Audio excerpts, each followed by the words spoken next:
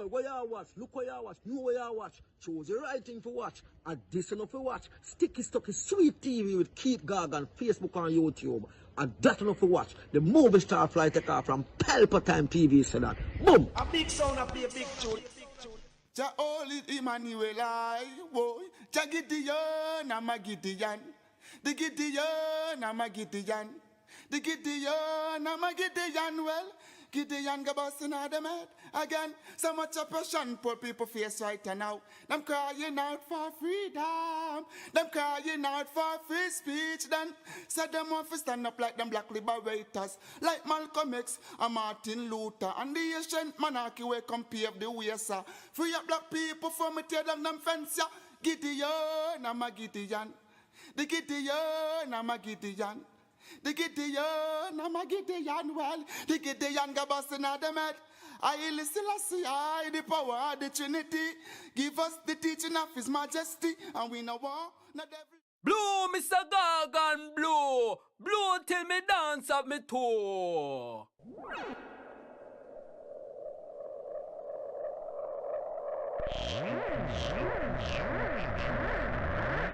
This is Sticky Stucky Sweet TV with Keith Gorgan. Good, healthy food with the X Factor. So give it a like, share, subscribe, and touch up that notification bell. And that is it. Look at that. Deliver me from my enemy, my God. Set me an eye from those who rise up against me. Deliver me from the workers of iniquity. Save me from the bloodthirsty men. For behold, they lie and wait for my soul. The mighty gather themselves together against me, not for my disobedience, not for my sin, Lord. I have done no wrong, yet they are ready to attack me. Rise up, behold, and help me. You, Lord God of armor, the God of Israel, rouse yourself to punish the nation. Show no mercy to the wicked, traitor, sealer. They return at evening, howling like dogs, and prowl around the city. Behold, they spat with their mouth, so they are in their lips, for they say, Who art us? But you, Lord, laugh at them, you scruff of all the nations. O my strength, I wish for you, for God is my high tower. My God will go before me with his loving kindness. God will let me look at my enemy in triumph. Don't kill them, or my people may forget. Scatter them by their power, and bring them down, Lord, our shield. For the sin of their mouth and the words of their lips, let they be catched in their pride. For the curses and lie which they utter. Consume them in wrath, consume them, and they will be no more. Let them know that God rules in Jacob to the ends of the earth. Selah. At evening let them return, let them howl like a dog, and go around the city. They shall wander up and down for food, and wait all night, if they ain't satisfied. But I will sing of your strength, yes, I will sing aloud of your loving kindness in the morning. For you have been my high tower, a refuge in the day of my distress. To you, my strength, I will sing praises. For God is my high tower, the God of my mercy, Selah. Woman, you sexy from your born. Walkie, walkie, walkie, woman. You born sexy. You sexy from your born. Spin your roll, make them see the bumper. And no dumper. Walkie, walkie, walkie, woman. Woman, you sexy from your born. Walkie, walkie, walkie, woman. Me like how you walk. You just a walkie, walkie, walkie. And a talkie, talkie up. You back it up, cock it up, fling it up, ice it up. The thing pretty, pretty, and buffy, buffy, buffy. Walkie, walkie, walkie, woman. You know sucky, sucky, sucky. You like when me shooby, shooby, shooby up. Walkie, walkie, walkie, woman. Me like when you sweaty, sweaty, sweaty, and wetty, wetty, wetty. Just like when rain a fall off of your body like a raindrop. Walkie, walkie, walkie, woman. Me like when you wake up and you put on your makeup. Then you say you want to brace up, not tears up. Make me feel up, feel up. Then we kiss up, and the lips. That and the split up. Yo, walkie, walkie, walkie, woman. Me like how you walk. You just a walkie, walkie, walkie, and a talkie, talkie up. Yo, the thing pretty, pretty, and buffy, buffy, buffy. You know floppy, floppy, floppy, or sappy, sappy, sappy. Your skin smooth like a young baby body. That's why them a watchy, watchy, watchy, and a chatty, chatty, chatty. Woman, you sexy from walkie, walkie, walkie. Yo, me like when you wake up and you put on on your makeup. Then you say you want come brace up. Yo, make we kiss up, woman. You sexy from your and the lips, not on the split up. Yo, walkie.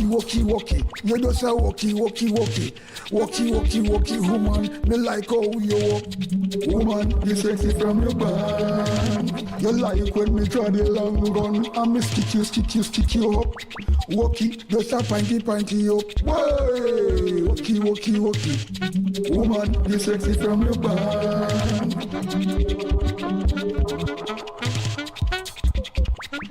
Woman, you sexy from your back. Woman, you sexy from your back.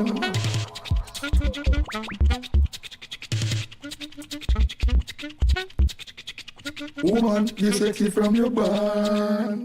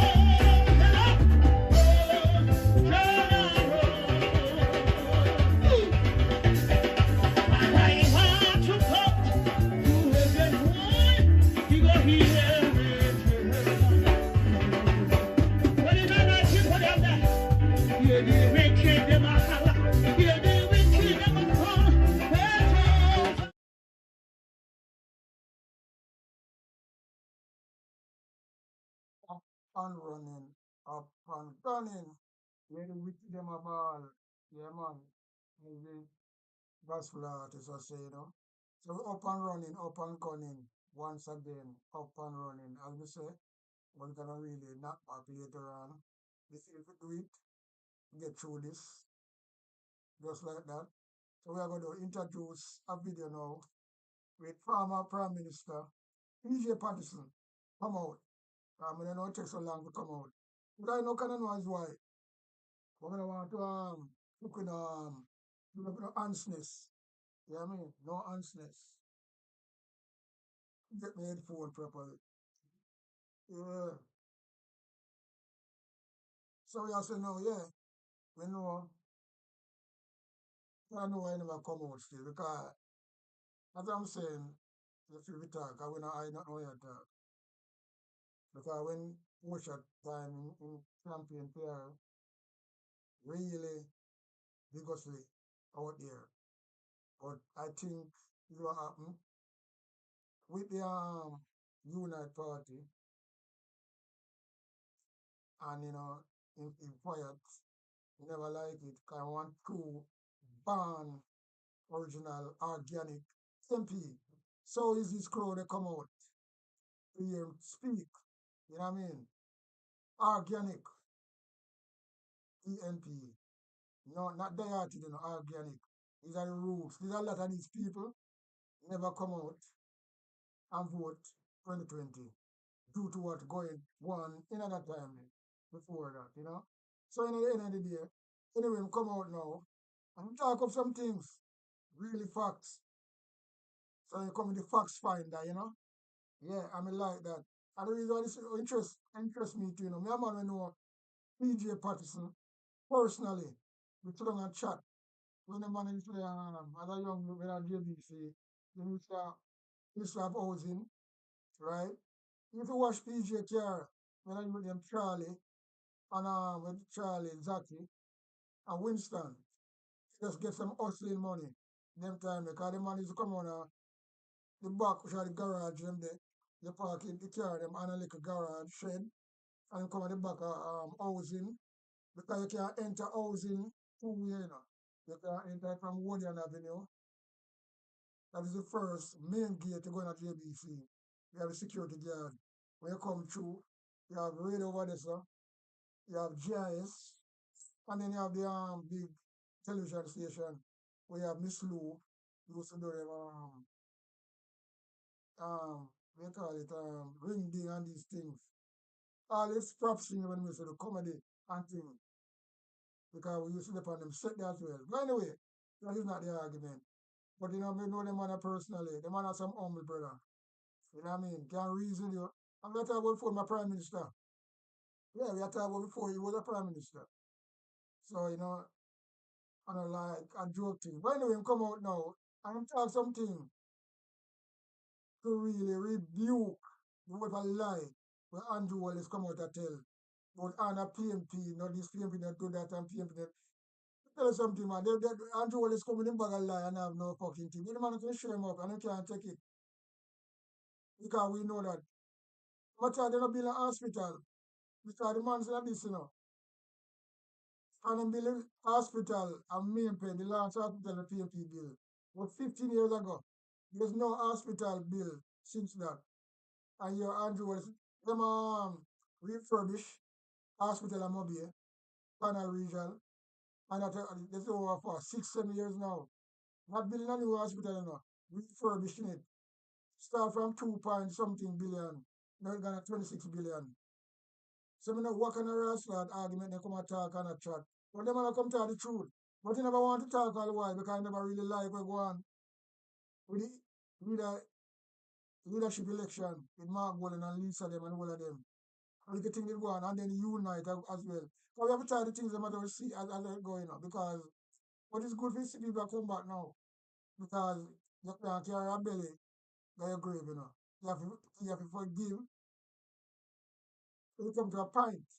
And that's me see it now. But the man can spill the bean and talk about what is me know. He touch a little bit about housing, hospital. I'm talk about the hospital earlier on, you know. Right? The main thing of them thing education. Right? Remember, you know, them brass clot and Bill Jamel. A lot of people benefit from that. Who write them fucking name. And who labor right though. Cut it down. You know, so you know, you talk about land, where people own land and title. So people are the top on that man. So anyway, you know, come and talk in things, man. Right now it's a good look, good thing I have to really, I have to really one of the things I have to really bring.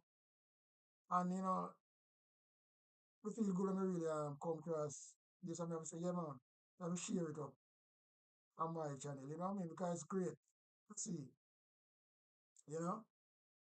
So you come out and you know introduce some new candidate to run for MP and things like that. Especially in a Kingston, not outer Kingston. Because present all of them, the stage couldn't hold them. So that's like go. Yeah man. So you know, we up and running, up and gunning, same speed and neutral. Yeah man. Because we have to look on that as a really something very interesting in every way. Because in the end of the day, we play things and deal with things that really make sense, you know. Yeah, most of the time. We can go on some humor sometimes, yes, but not all the time. There's a time for everything, you know. No conscious time. You have to talk about like election a come up. You know, no time. Now, no wrestler minute. You know what I mean? So that we just reflects on that, you know? Yeah, man. How does it go? How does it go, people? For real. Let's say go, man. So we're going to start the introduction, the presentation of the introduction and everything. I would just hear what PJ say. Because the man I taught the things them. And you know, PJ strong. I walk in him stick, but you know, man talk strong same way. None would have asked that nothing. Yeah man, I'm glad to see that as well. So here goes. Join me on stage, or comrade party leader, Mr. Dennis Gordon, Mr. Andre Hilton. Ladies and gentlemen, we're also welcoming former Prime Minister, Mr. PJ Patterson, as he makes his way into the room. Please give him a round of applause.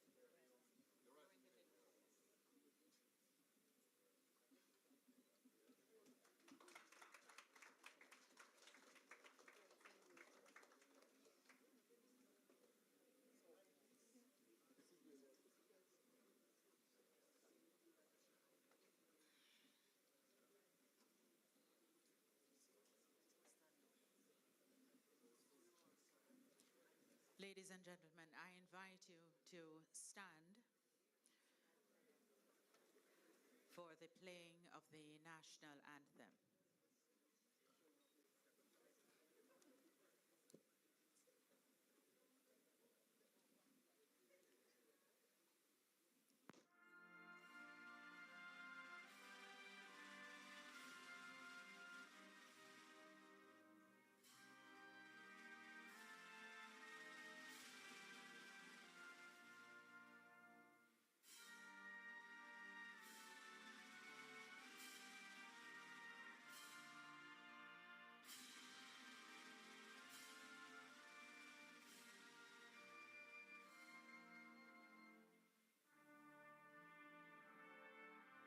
Yeah man, big up yourself. You goddamn self. You're one of the original roots.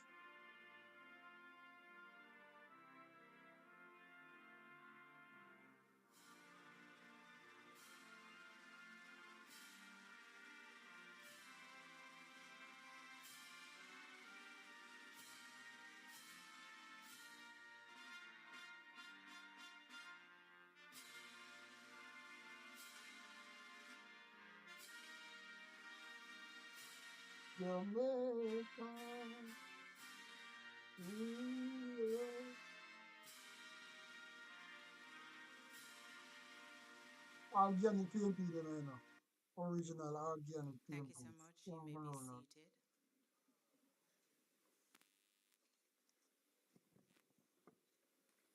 Let us pray. Gracious and eternal Father, we thank you for this opportunity to convene, to learn, to engage in meaningful dialogue, and to reflect on the vital issues that shape our nation and our destiny. As we gather here for this pivotal symposium, to delve into the profound insights to be shared by former Prime Minister PJ Patterson, we ask for your guidance, for your wisdom to guide his mind, Open our hearts to the truths we seek to uncover on the importance of remembering our history, honoring those who have paved the way for our present, and ensuring that the lessons of our past are not lost. May we approach this topic with respect and a commitment to accuracy, ensuring that we do not forget the narratives that shape our history. Grant us the clarity to understand the truths of our history and the courage to confront them. And may we honor the experiences of those who came before us, ensuring that their stories are remembered and valued. Grant us the wisdom to listen deeply, the courage to speak honestly, and the strength to foster understanding among all participants. Let this symposium be a space of learning, reflection, reconciliation, and a beacon of hope, guiding us toward a future where we learn from the past and strive for a better tomorrow. We ask your blessings that we may foster an environment of respect and understanding, inspire reflection, progress, unity in our nation, and a commitment to getting the record straight, lest we forget. Continue to give eternal rest, O Lord, to your son Michael, servant leader, and Chedi Jagan, who today departed this life 28 years ago. Bless Michael's family, biological and political, and may they continue to cherish his legacy of love, service, and nation building. We ask this through Jesus Christ our Lord, who taught us to pray. Our Father, who art in heaven, hallowed be thy name. Thy kingdom come. Thy will be done on earth as it is in heaven. Give us this day our daily bread, and forgive us our trespasses, as we forgive those who trespass against us. And lead us not into temptation, but deliver us from evil.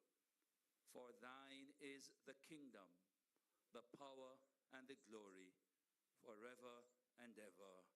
Amen.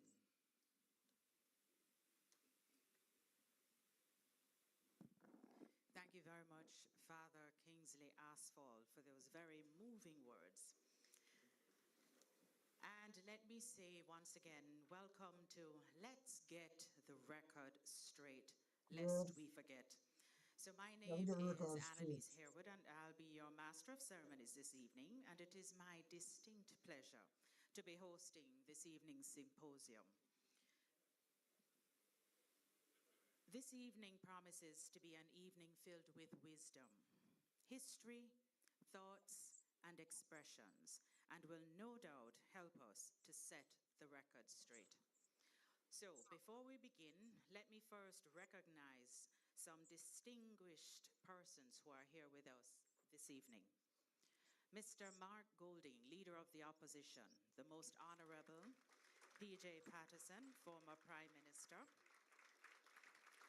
members of the Shadow Cabinet, members of the Diplomatic Corps, members of the Senate, members of the House of Representatives and former members, especially those with us from Region 3, Mr. Philip Paulwell, Mr. Julian Robinson and Mr. Anthony Hilton. We also have with us His Worship, the Mayor of Kingston, Councillor Andrew Swaby, Andrew Swaby. along with other councillors present. And I'd like to good mayor also that you welcome know. Started members with some of good the work. party's Really executive. I good. believe they are still on their way, but we are expecting our chairman, Dr. Angela Brown-Burke, and our general secretary, Dr. Dayton Campbell, as well as members of the People's National Party. Welcome to Mr. Andre Hilton, chairman of the PNP's Outreach Commission and chief curator of this evening's event. Mr. Dennis Gordon also here with me on stage. He is chairman of Region 3. And of course, Mr. Carl Blake, the outreach chairman for Region 3 and other invited groups, guests, and of course our viewers online. So now we're going to get started, and I'm going to invite Mr. Dennis Gordon to do the official welcome.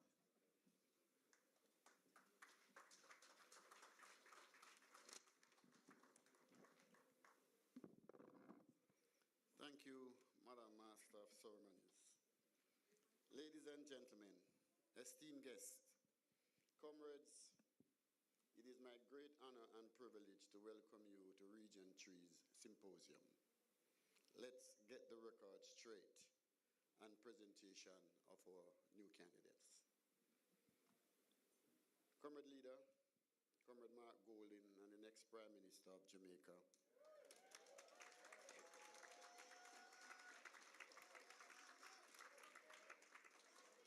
the Most Honorable Percival Noel James Pattterson, ON, OSOC, KC, Jamaica's 6th Prime Minister and former leader of the People's National Party. The region salutes you, sir. As a statesman, P.J. Pattterson had left an indelible mark on Jamaican history. He served as Prime Minister and leader for a party from 1992 to 2006. When he retired undefeated, his period at the wicket is still the finest to date. In every respect, it was an innings of genius. Sir, West Indies cricket would be delighted to find someone with your productivity at a time when runs come at a premium. Well played. Comrade Pattterson, your commitment to education, economic growth, infrastructure, and social development has been unwavering and unmatched. Thank you. You have demonstrated exceptional leadership skills throughout your illustrious career, guiding Jamaica through significant challenges and milestones. Your dedication to nation well-being has earned you numerous accolades and recognition as a global icon. But yet, you remain humble and committed to the mission you started. Thank you, sir. As we gather today, we pay tribute to one of our finest sons, remarkable contribution to Jamaica's transformation. We celebrate and embrace your vision, wisdom, and tireless efforts to see a better future for all Jamaicans. Please join me in extending a warm Region 3 welcome to the Most Honorable P.J. Pattterson, ON, OCC, KC.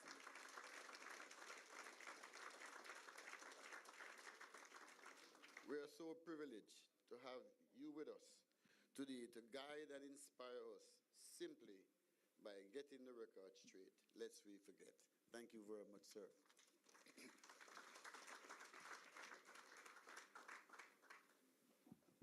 Thank you so much, Mr. Gordon. And I now, in the interest of moving things along, invite Mr. Andre Hilton, chairman of the PNP's Outreach Commission, to give an overview of this evening's program.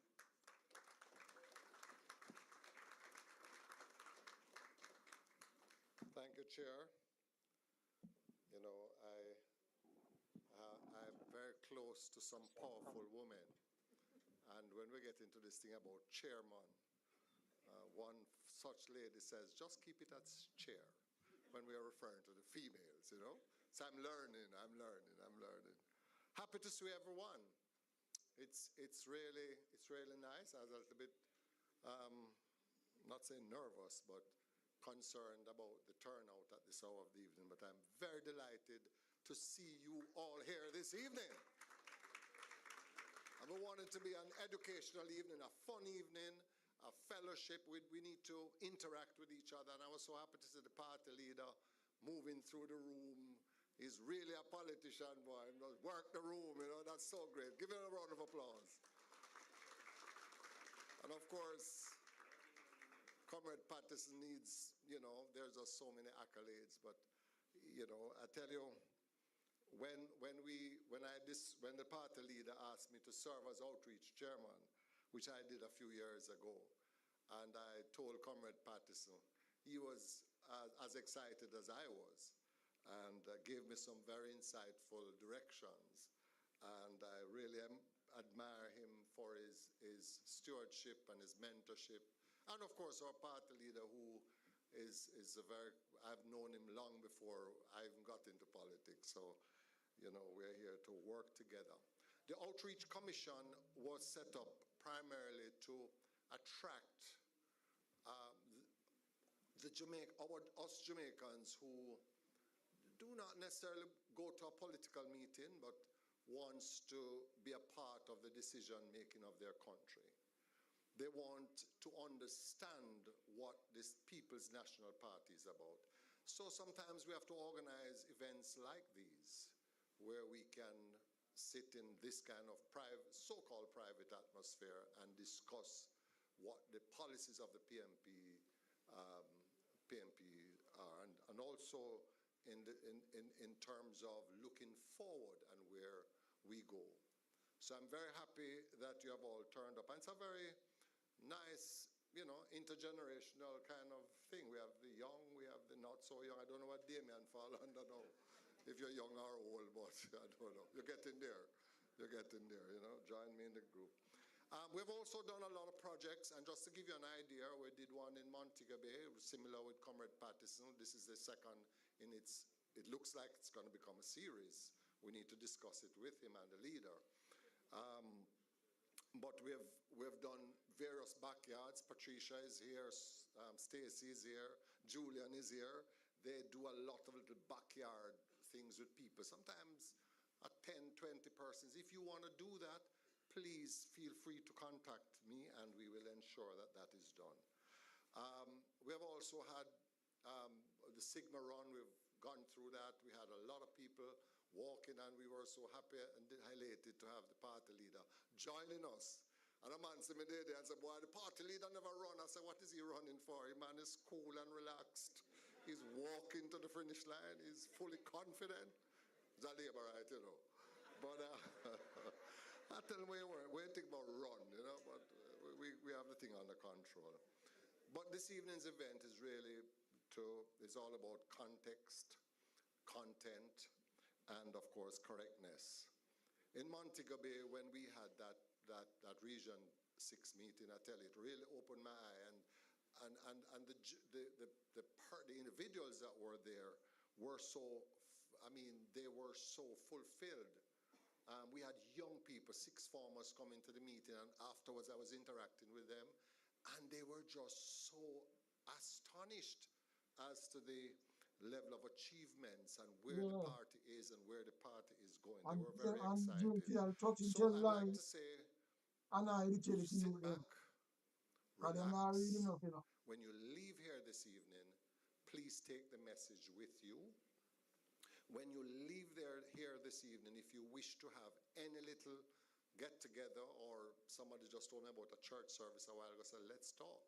Because we want to bring the PNP to the people and the people to the PNP. Right, Comrade Chair? So thank you all for coming, and let's just really have a rich evening this evening. Thank you.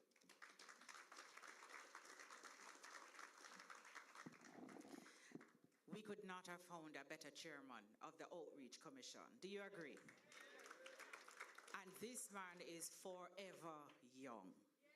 He was there when I never turned 20 yet and was attending a commission function and just as sprightly. So they never chose a better man. However, now to the keynote address, and believe me, it is my distinct pleasure to be able to introduce this statesman who, I will tell you, said to us earlier, keep it short. So, 4 pages, here I go. So it is a distinct honor to introduce a statesman, a visionary leader, and one of the most influential figures in Jamaica's history, the Most Honorable P.J. Patterson. We say P.J. Mr. Patterson is Jamaica's longest-serving Prime Minister, having led the nation from 1992 to 2006 during a period of significant economic transformation, social progress, and diplomatic leadership on the global stage. A distinguished legal mind and dedicated public servant, he played a pivotal role in modernizing Jamaica's infrastructure, Highway 2000. We say Mr. Infrastructure. He was also pivotal in advancing education and strengthening the democratic institutions that we all enjoy today. Beyond our borders, he remains a towering figure in Caribbean integration, having been a champion of regionalism, a driving force behind CARICOM's deepening ties, and a strong advocate for the interests of the Global South. Today, we are privileged to hear from a leader whose wisdom and experience continue to shape our national and regional discourse. Please join me in welcoming the Most Honorable Percival James Patterson. We say PJ.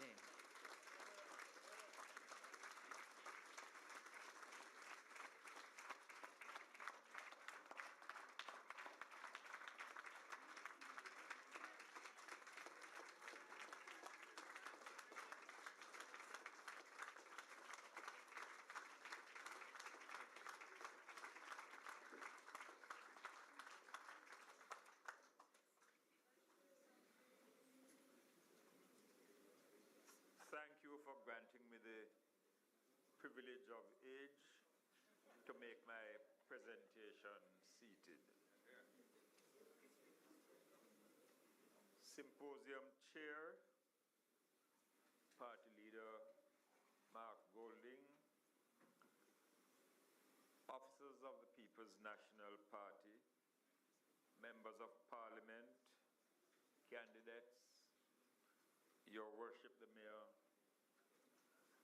distinguished guests, ladies and gentlemen, last but obviously not least, comrades.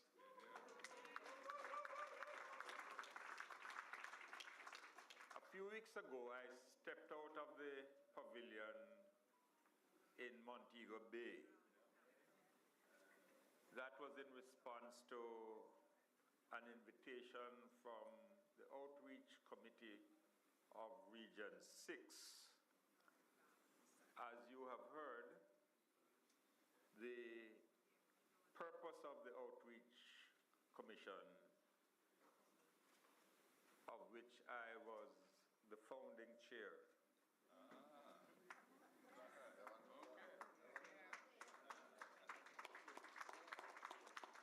its purpose was to extend the party's span beyond its core membership.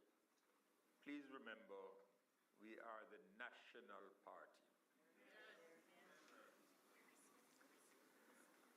I've been watching the sustained campaign to rewrite history and to denounce the exemplary record of the PNP during the decades of the 70s and the 90s. They have sought to demonize successive PNP administrations and to vilify its leaders, Comrade Michael Manley, Comrade Portia Simpson Miller,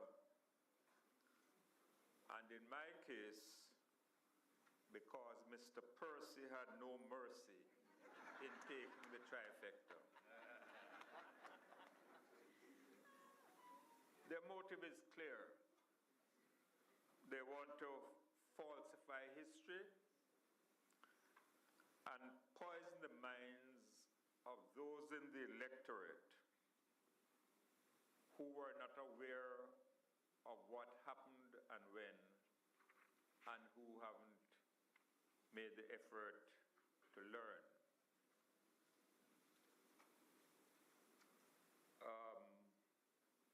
Father Asphalt is familiar with that portion of the scriptures which says, to everything there's a time and a season.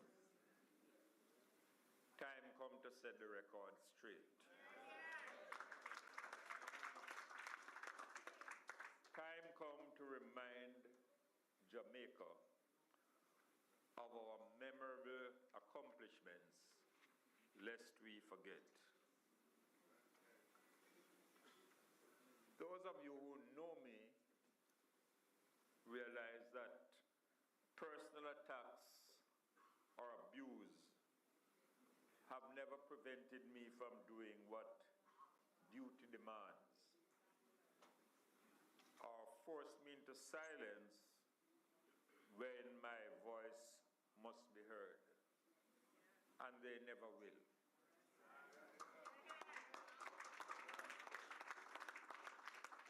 I have to ask myself, my presentation in Montego Bay, when I refrained from drawing out the political long handle, as I previously used to do, what is it that caused some persons to be so upset? Was it that I had mentioned that at a time when it was not required by law, I made my returns to the Integrity Commission public?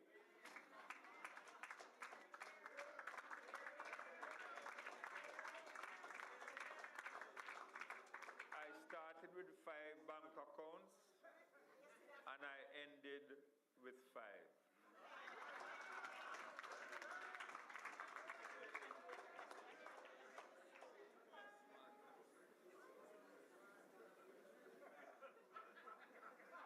I reminded the meeting that there was somebody who said they were going to make Jamaica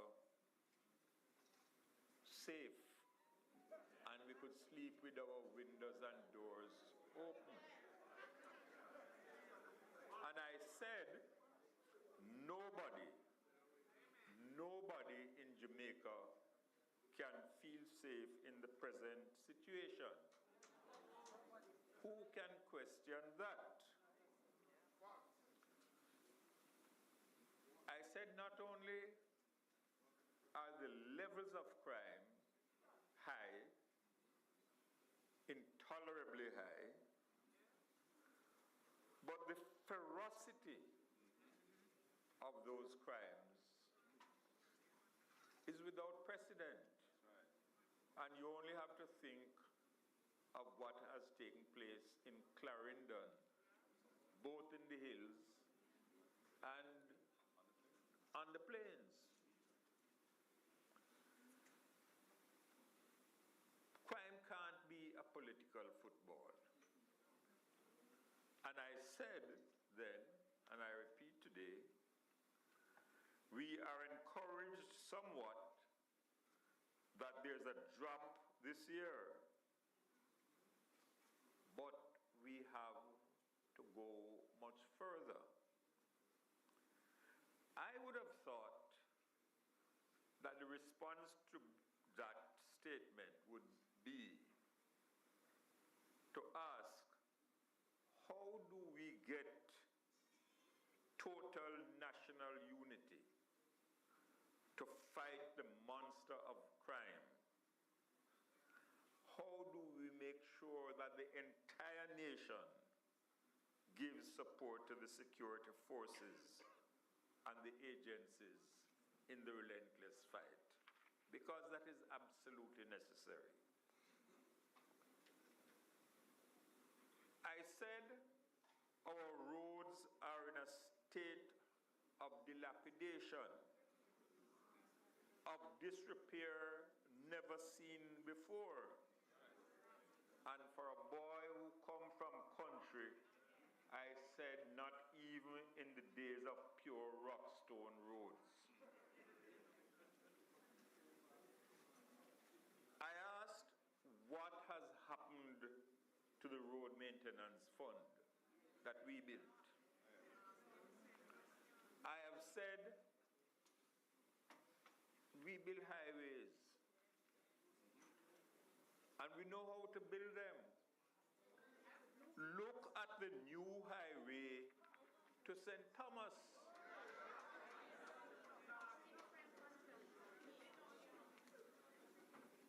One person who has some knowledge of the law, in attacking me, asked,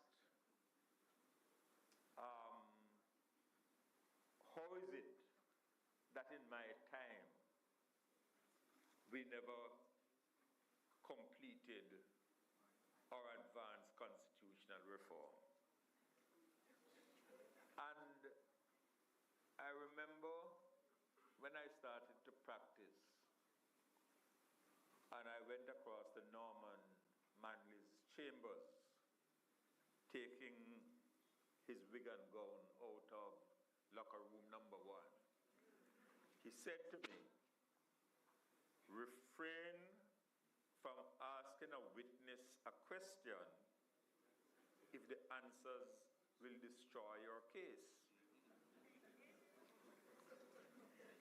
How does that apply?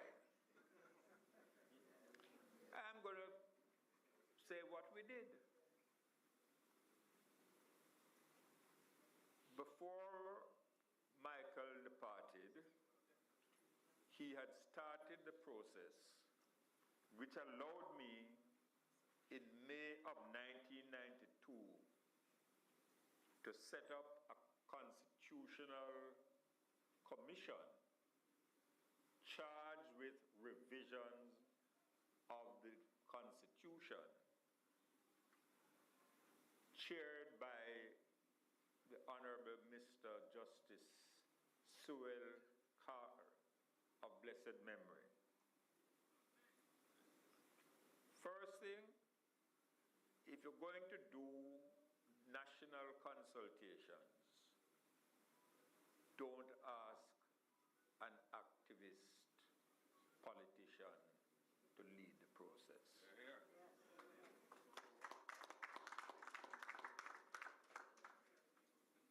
They went all around the island, genuine consultations.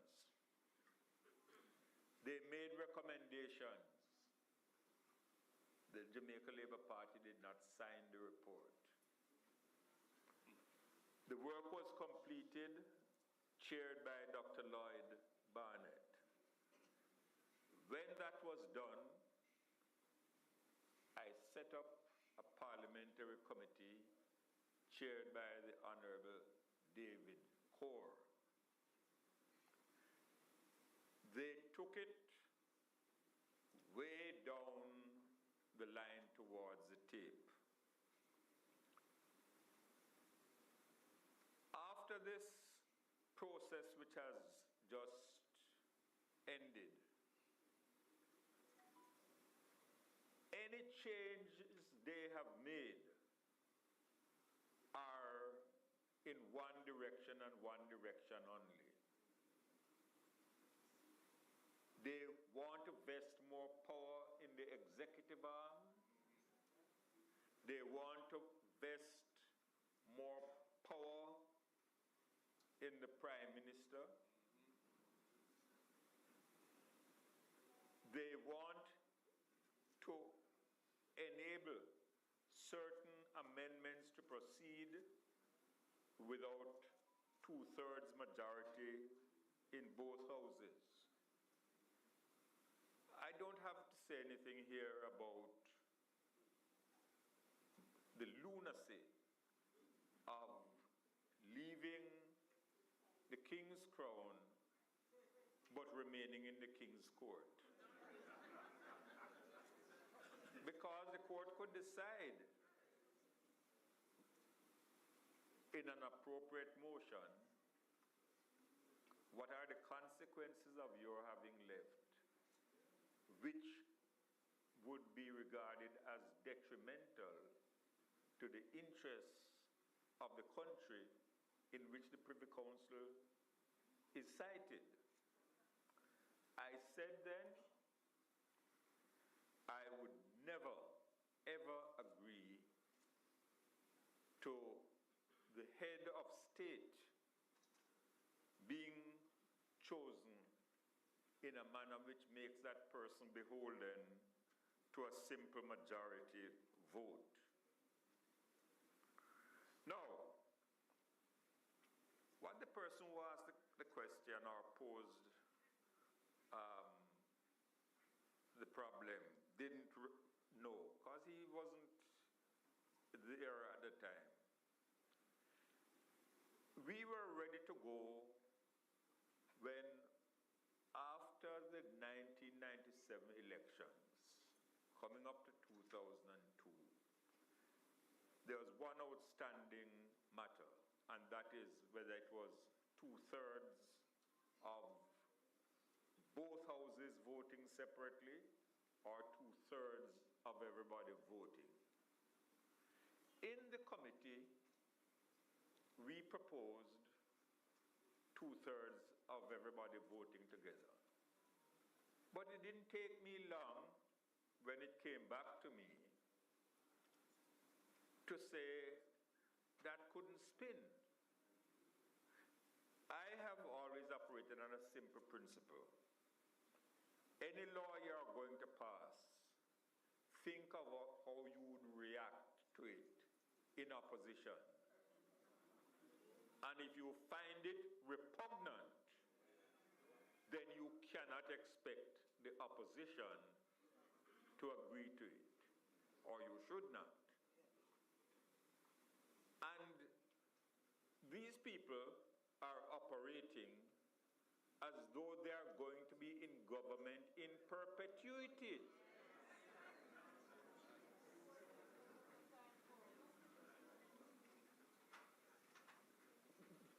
We are a democratic party. When we wanted to move from an executive president to a ceremonial plus president, I had to come to annual conference and ask the delegates permission to make that move.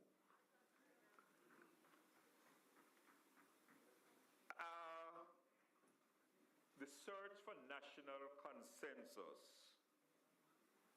must be the foundation of constitutional reform, not partisan advantage. There's one thing, or one of the things I learned sitting at the feet of Norman Manley. Much as any leader seeks political power, one must always love Jamaica more.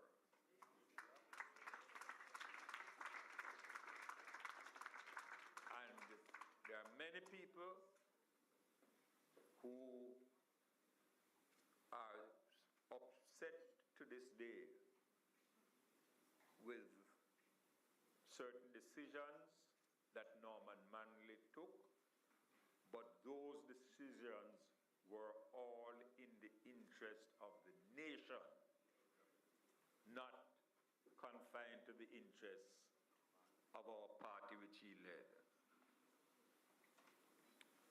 One of the reasons why we moved towards a ceremonial plus president is our experience in the 1980s.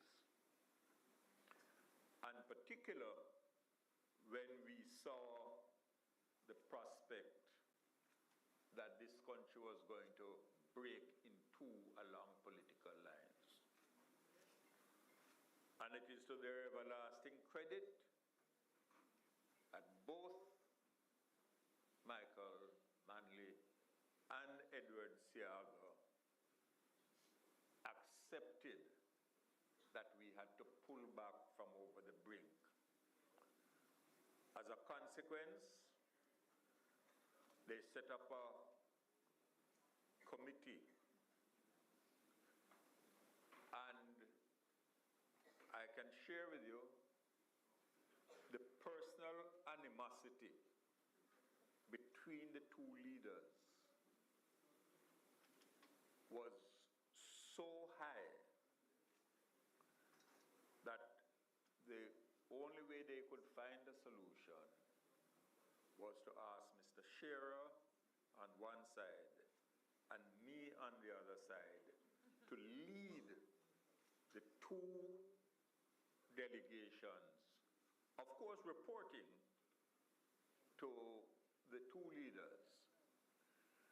And we set up what was then the Electoral Advisory Committee, which has morphed into the Electoral Commission. We want it entrenched in the new constitution. But if you want to really understand how well that commission has performed, think back to 2016, when the results came out 32 to 31. And within a few days of those results, a new government was sworn into power, and she has never gotten enough credit for this. Portia Simpson Miller was seated on the platform as the outgoing Prime Minister. So now, I am alarmed when unilaterally, they take the decision to move the office of the public defender, public ombudsman, the political ombudsman into the Electoral Commission. First of all, it's a conflict of interest. By its very nature, you cannot put the body which is responsible for ensuring free and fair elections into a situation where they have to be taking a position that involves differences between both sides. That's my first point. But my second point, and more significantly, what fills me with such alarm is that the moment one side decides to change the Electoral Commission's powers without consultation, you're opening the door. And I'm going to share something with you which I wrote, which I have spoken about before, but just to get you to understand why my concern. When we were coming up to the 1993 elections, the EAC, as it then was, asked permission, said that they were recommending an external mission to observe elections. And when we considered it in cabinet, first of all, it was not within their legal remit. We considered it in the cabinet, and we decided no, we weren't going to allow it. And then again, I thought a little bit more. People, a lot of times misunderstand me.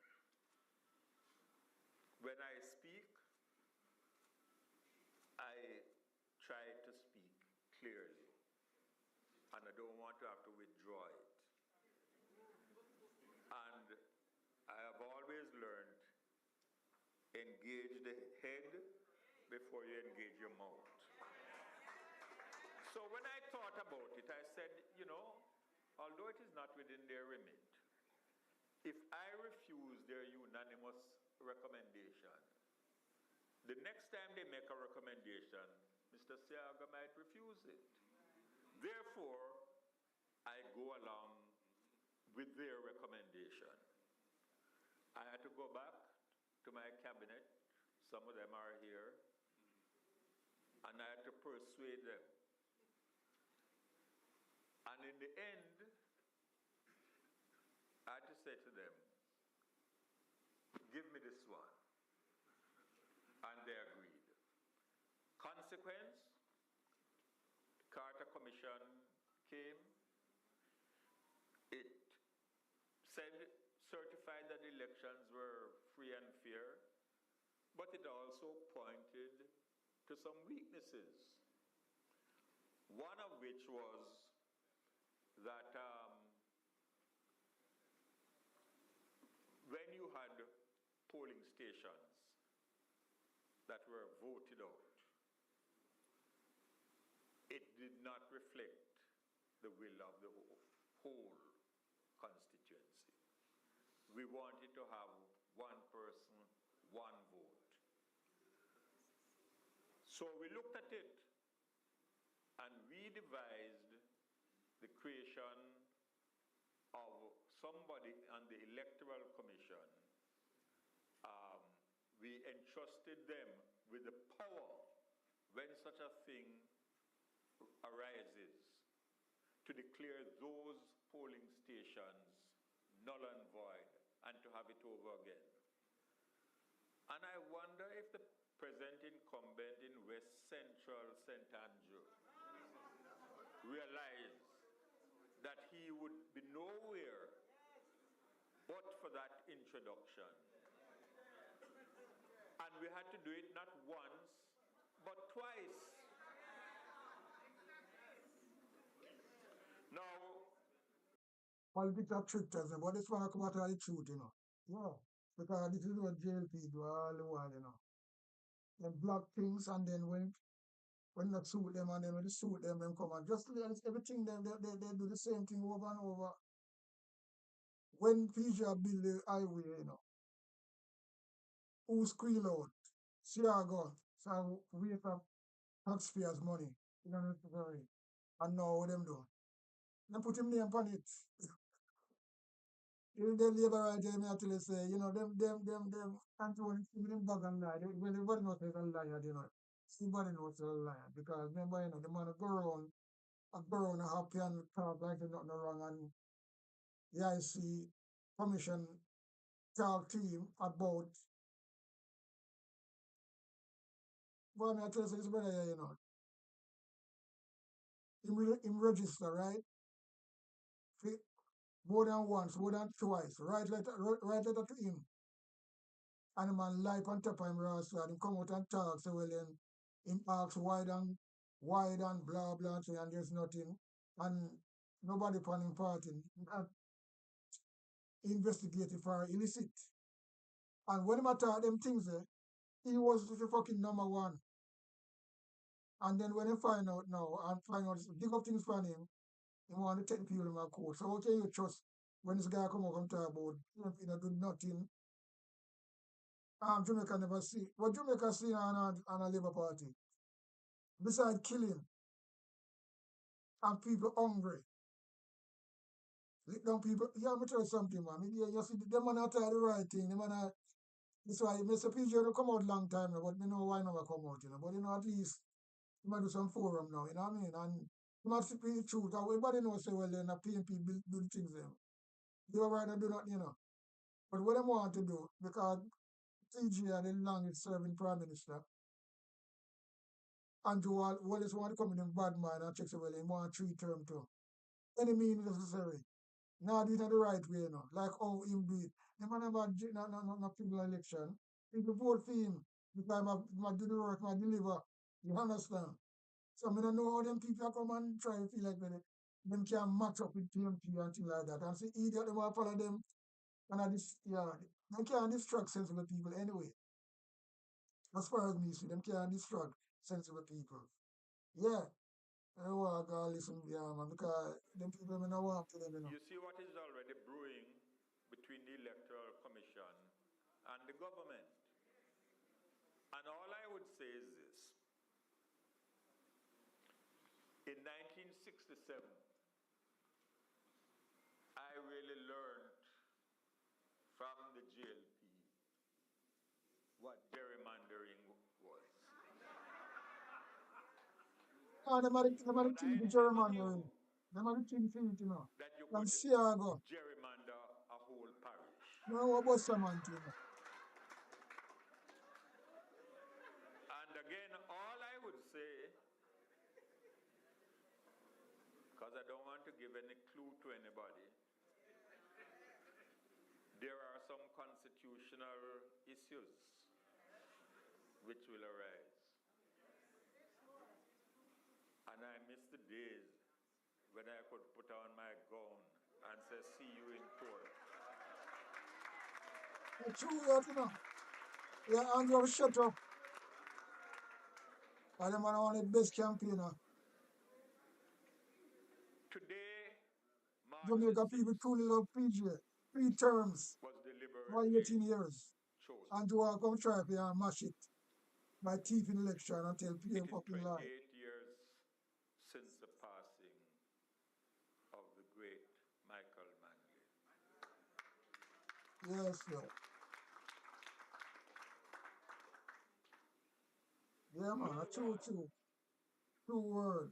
Yeah, Since good man, the grant of universal adult suffrage has done more than he did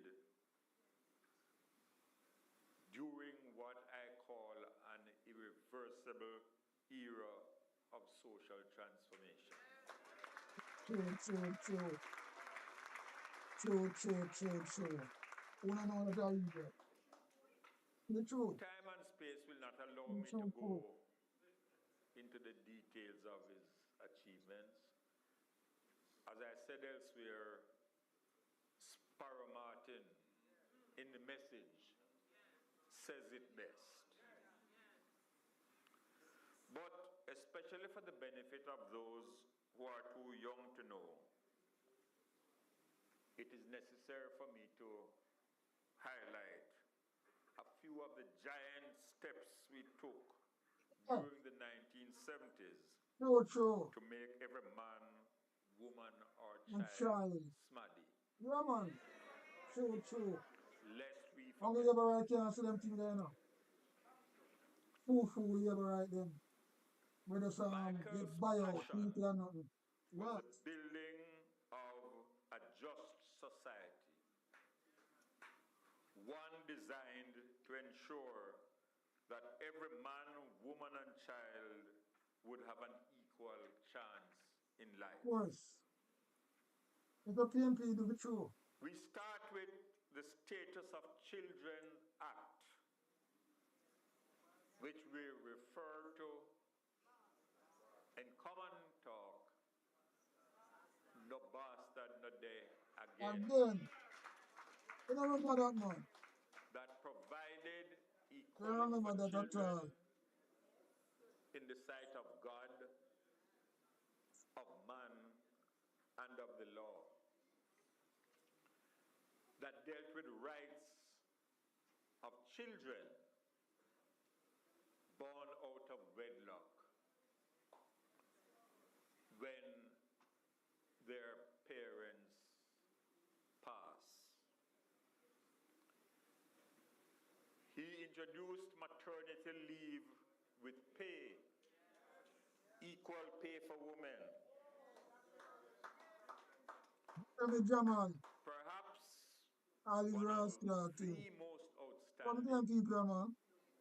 in What happened to these people? English common law jurisprudence was the If I'm abolition glad me of the fucking have some sense, Master you know. and Servant More common Act. sense I work. Common sense I Until work. then, as in the days of slavery, employees were regarded as the property of their masters.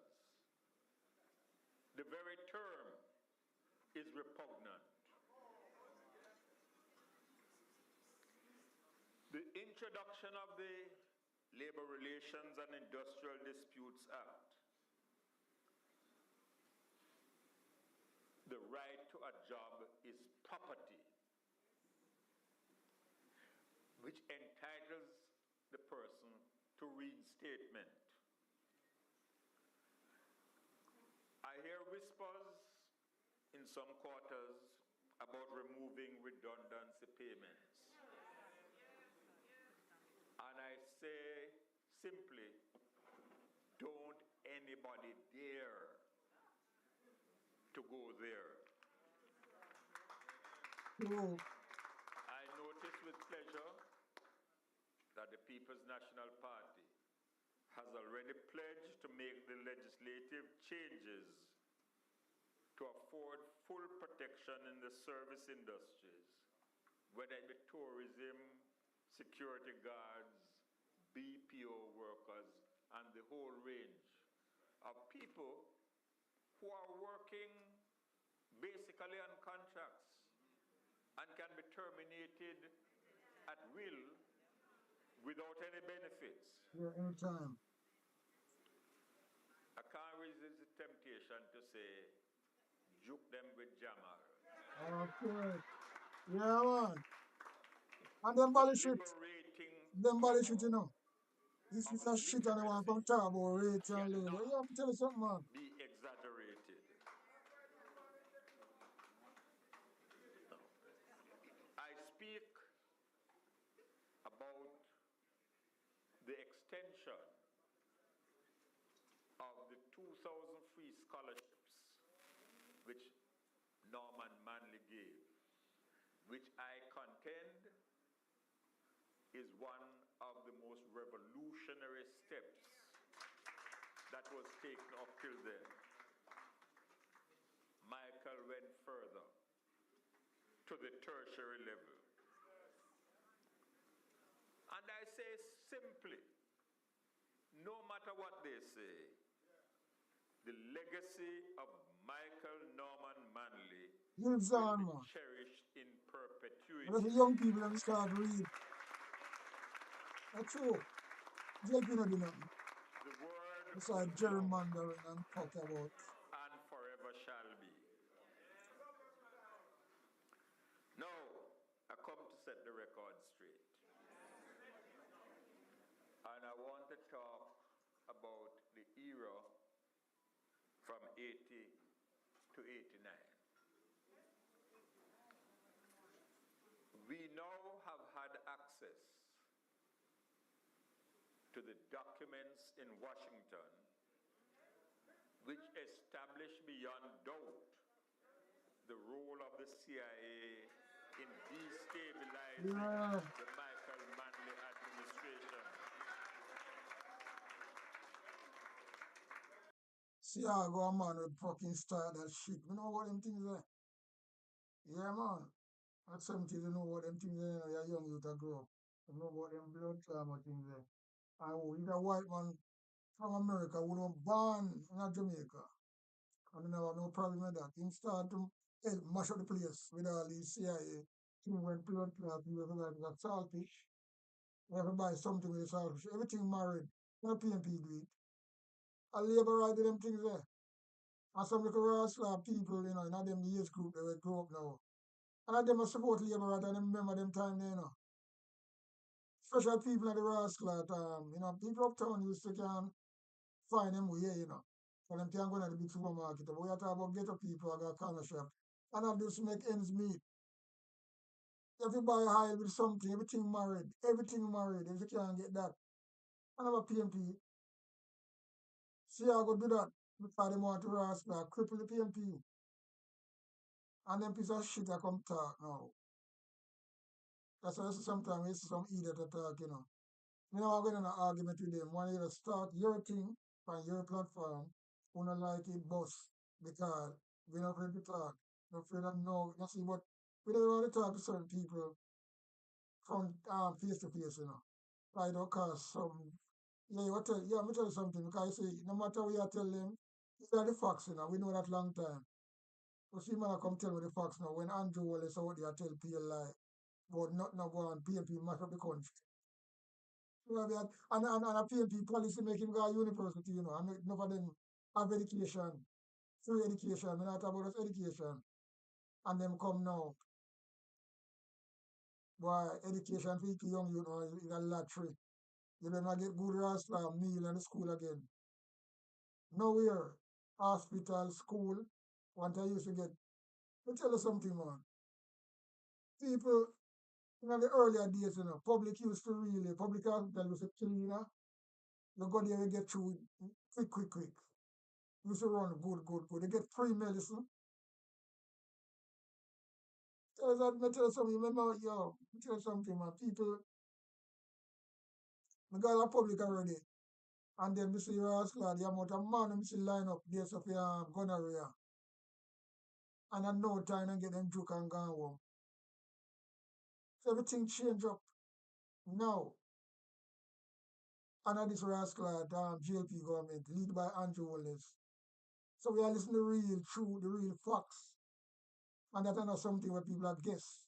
These are the right thing and the real facts of the on record. What sensible people know. But none of them know it, but they don't want to know because them turn a blind eye. Because them can just get live a lab or something where them can get a $5,000, a t-shirt, and a drink. That's why Colonel Charlie come out and tell them no phone so well and all you know if you do drink and jump up. Yeah man. That's some weird labor right, you know. Yeah. We know what triggered the presidential authorization. We know who were the principal contacts in the Jamaica Labour Party. We know the local groups and corporate entities that became the agents and tools for the overthrow with that massive defeat that we suffered. Yeah man, see that, everybody knows how you know. After that, and some of you are And Desmond Mackenzie was them know all about it too.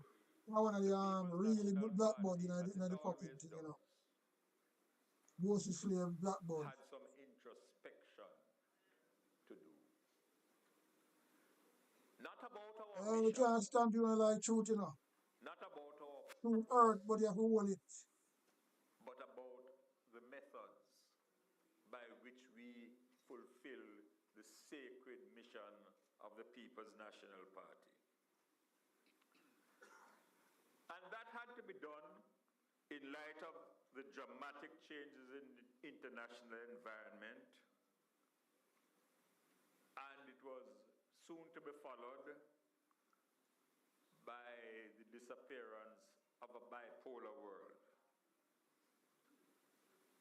The winds of globalization and the Yes, yes, people, it's live broadcast from DOAG. So, you know, we don't have to give thanks for that as well. Because it's very market economy had reached awesome, you know. hurricane category 5 strength. The PNP had to rethink the role of the state in economic development while maintaining its steadfast commitment to providing equal opportunity and to secure justice for all. You remember that Siaga was the first foreign visit Yeah. Reagan vowed to help make Jamaica a model of success for capitalism Capitalism, yeah. and ideological conservative alliances. Yeah, man. He set up the David Rockefeller Group. Mm. They I remember purchased that. How are you? tons and tons of bauxite and alumina for stockpiling. Yeah, people do some wicked things to Between Jamaica. Labour 81 Party. to 88, Jamaica borrowed 2.1 US billion dollars from the IMF, the World Bank, the IDB. Enough money them people are thief from All long those time, you know. loans from the multilateral That's in them agencies DNA. Thief were money. Labour concessionary, Party. but they And enriching came themselves. with harsh conditionalities. We who were living in those times Because they want witnessed bank of the the country. social programs being decimated. And the worst sufferers were, of course, Yeah. the poor Poor people, and them. the marginalized. Yeah, because that's what I'm saying, you know. That's what I'm saying. When everything they come out and they married, people uptown who have money, they don't really trouble them. They can go around and get the big supermarket them and they find everything. It's only the poor people suffer. All the while that happening, you know. Even in the COVID, the same thing. Rich people are right. If they go to the COVID, police now fuck with them. Because they're so powerful. But you want a little brother from the ghetto or a little sister from the ghetto, and whosoever, boom, they get penalized. They have to pay much, 100,000 for not wearing a mask. This is the type of thing, you know? Very sickening. The national growth of 0.9%, which they attained for the decade of the 80s, was not due to any new investment projects. It was attributable to lower oil prices in 1986 and beyond. Meanwhile, the national debt was soaring enormously. Yeah. These people boast about economic management. Took over when the debt to GDP ratio was 63% in 1980. By 1989, it had ballooned to 262%.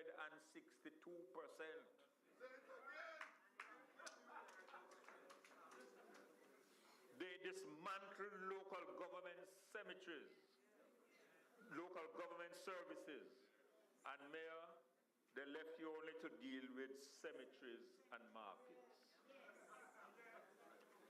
Several hospitals were closed or downgraded. At one time, our net international reserves had fallen precipitously to an all-time low, minus 803 million.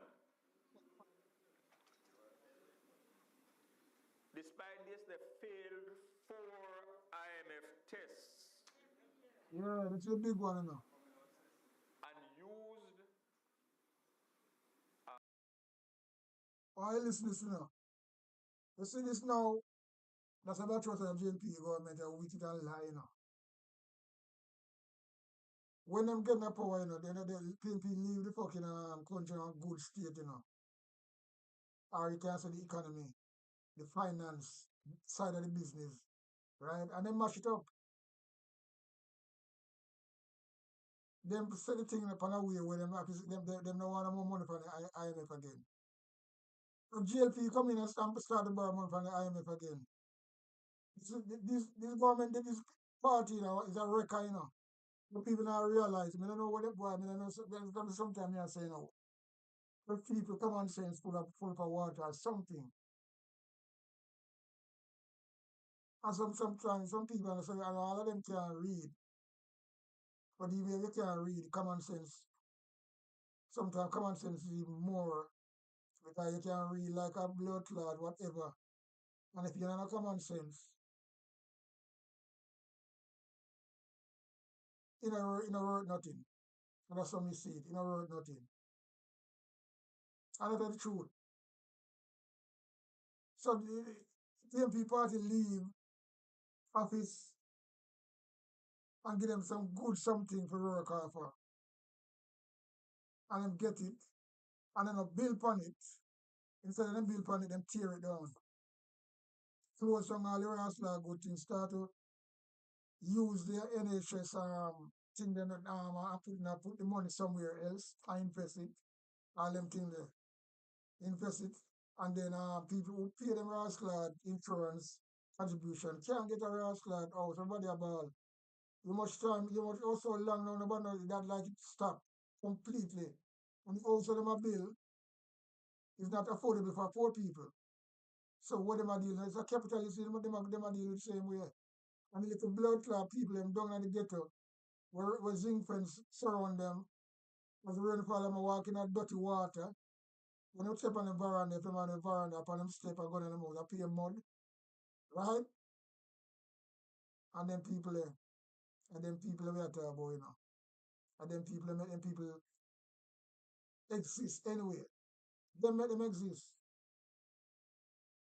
So how can you like these type of people?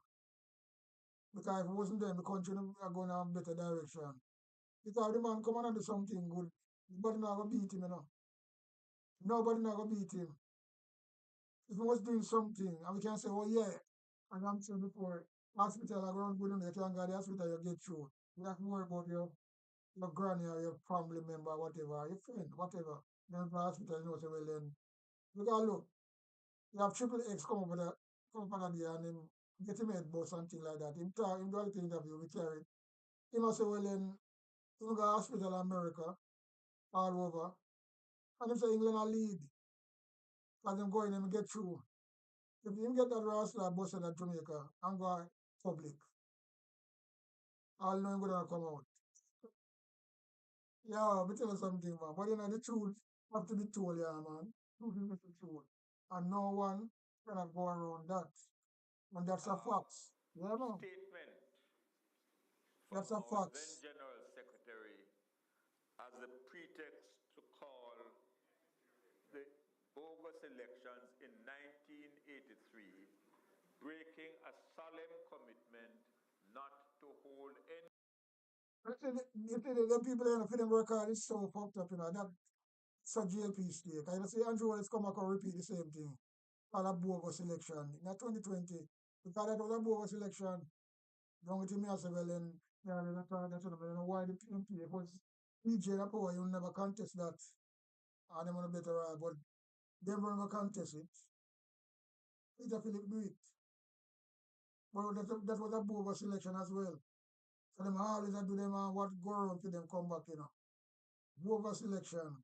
Because COVID him call it, you know. So can't be rascal legal. Elections before there was a new electoral voters list. You see, and them thing and Joel is a follow, you know. Them call the election, like most bogus, you know. That means well, they don't wait till when the electoral voters list up to date and running, you know. Because them people can't get to vote, you know, when them do that, you know. So they play tricks all the while. They play tricks all the while on people. And there's nothing hard in that for people see, you know. But they don't want to see. That's why you say, you know. Who have eyes, let them see. Who have ears, let them hear. But some of them have the eyes and not see. Some of them have the ears, not with them. They're not deaf, but them not hear. Yeah. But you know, oh no. When we came to office in 1989, we inherited an IMF agreement, a World Bank structural adjustment loan, Listen to an people. IDB loan, all of which were dictated according to the gospel of the Washington Consensus. We had no trade preferences preferences any longer for our primary commodities. And we were unable to protect domestic markets by tariffs. Can't do what is being done to the north.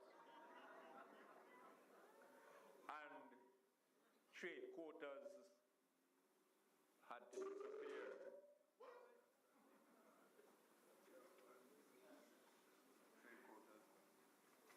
Trade quotas.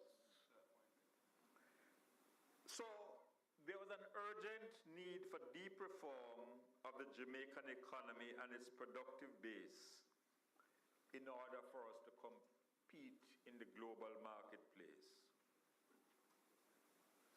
When Michael Manley was leaving, you remember he made an address to the nation. And he said this: the leadership contest will not affect the market economy path, nor our commitment to tourism. The programs of commitment, of empowerment, our commitment to regional integration will not change. For the choices will be between persons who have helped me make all the policies which now guide the actions of the government. I've outlined the background to set the record straight and smash the deliberate plots to distort the truth by those who would prefer us to forget. I won't. Yeah, man, true that. They want to perpetuate the myth that they were geniuses at managing the economy and the PNP mashed it up. They won't tell you that the Bank of Jamaica had persons buying up US dollars on the illicit market. And notice I said illicit. It was done to prop up their bogus auction system of foreign exchange. They don't want to remind you that they had pre-sold bauxite and alumina, and also future revenues from cable and wireless. So we had no revenues to come from these sources. Julian, they are doing it again. And you are going to find that nothing is coming to you from the Norman Manley Airport. But they claim to be financial wizards.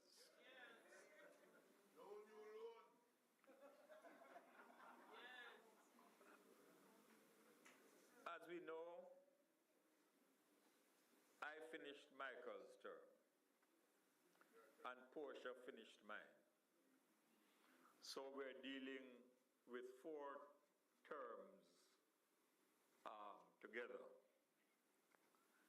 It's time to set the record straight and tell the story of what we actually accomplished. Yes. And I can only give you some snippets of it today. It is time to state clearly, very critical, what is the difference the PNP has always made in order to improve the lot and conditions of our Jamaican people. Lest we forget, we are the People's Party. We put people first.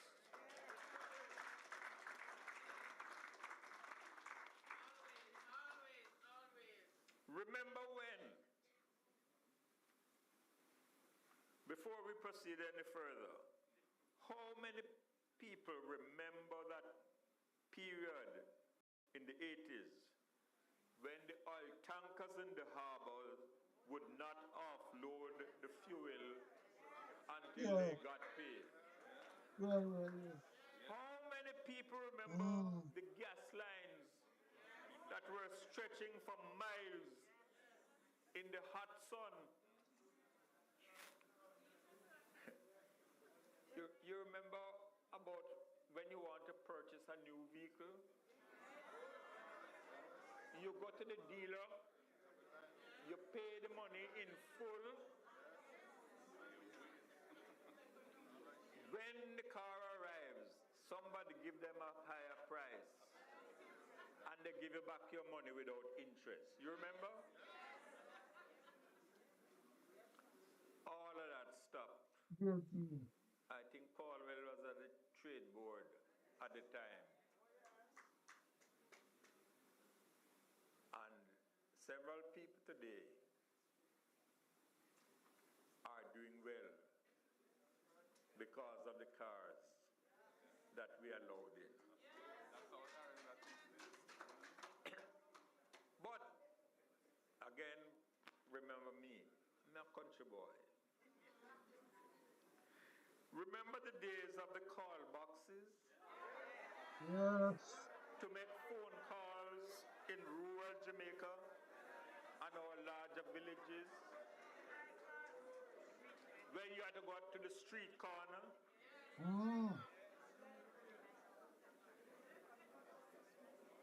We saw our task in 1989 as having to transform a weak and unstable economy and lay the foundations for sustained growth and development.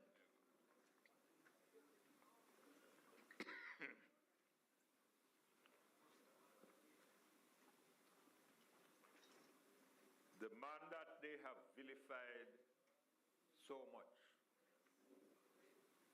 the Minister of Finance, Omar Davis, he managed the macroeconomic indicators so well that we passed 12 IMF tests straight.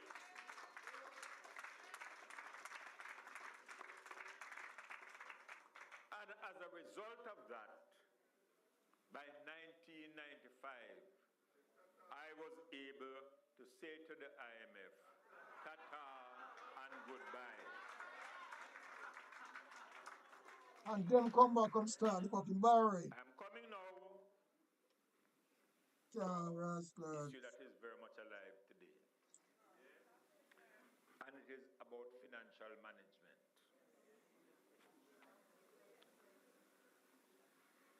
All that we accomplished was done at the same time that we had to protect 1.5 million deposit accounts and 570,000 insurance policy holders out of our own resources.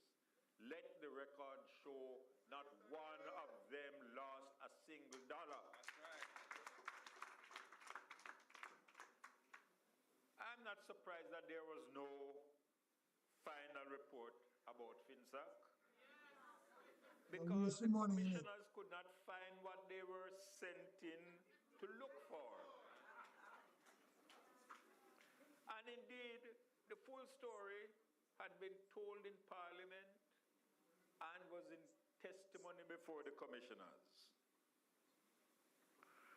When that happened, the multilateral financial institution said to us, yes, we persuaded you to open the system and to grant license because we wanted to have competition in the financial markets.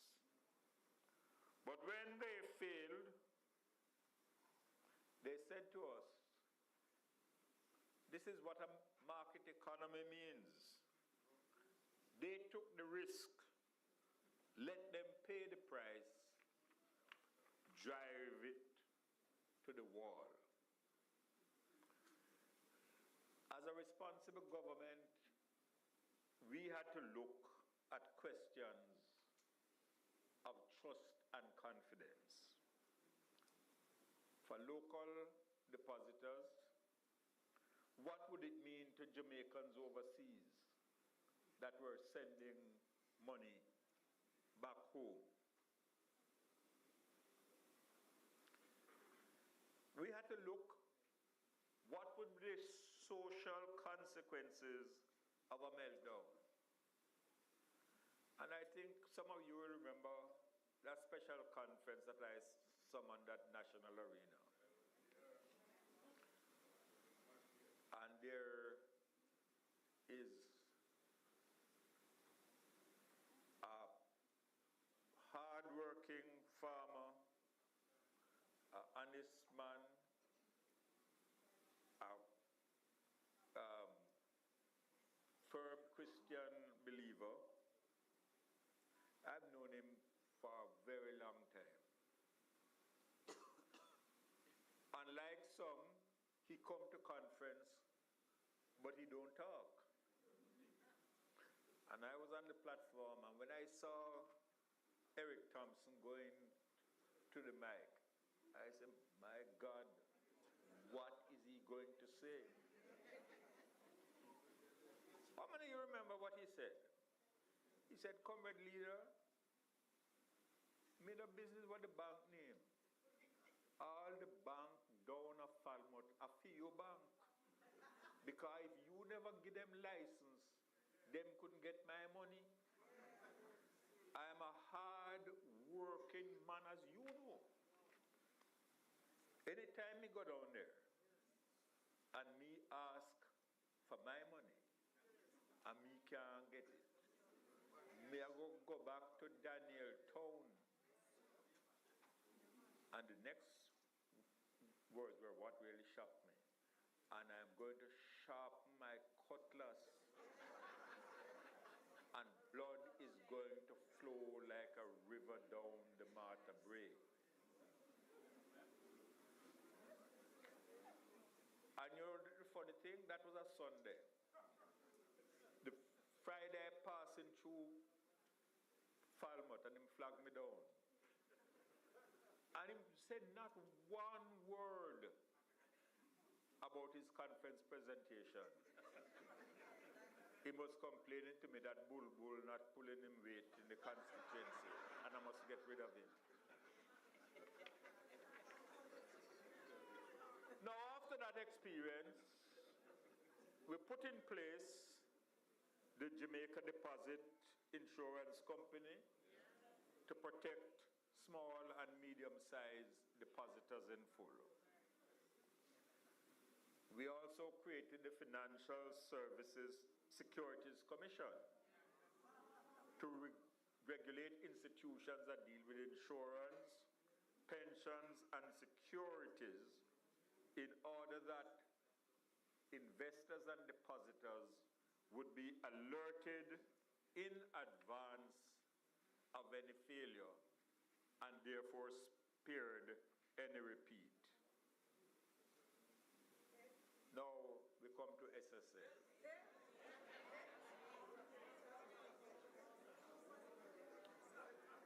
And I ask, how could any government in their right senses possibly think that the failure of a licensed institution to repay 200 investors whose money has vanished could become an issue of national secrecy?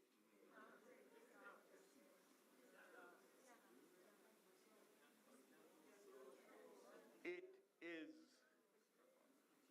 a matter which is of concern to the entire nation and our standing in the world.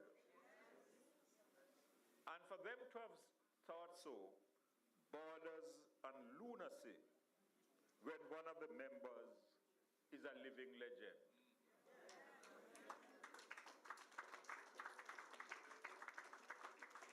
I want to be very clear.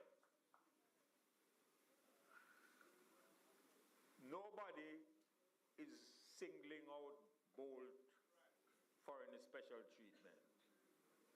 He has asked for it, and I don't think he expects it. But the widowers, the pensioners, and all the persons who were robbed have a compelling interest in finding out how the money goes. Usain Bolt is a loyal Jamaican who is an international icon. He's not going to use the same image or rhetoric as his parishioner, Mr. Thompson from North Trelawney also. But the fact is, even if he kept quiet about it, there is an interest because you have some publications that track the income and the worth of athletic stars and of musical stars. So they have been following the story. And when they see a sudden dip in their account, they're going to take notice of it. So it is just sheer stupidity for them to pretend that this thing can happen and the opposition is not going to say anything about it. We're not creating any partisan issue out of it. This is a national issue. By my own profession and disposition, I don't like to engage in rumor, speculation, or gossip. I know there is a legal presumption of innocence to which all accused are entitled. If anyone who thinks that whatever Miss Panton is accused of doing, if in fact she did anything could be done by her alone, must still believe that the world is flat.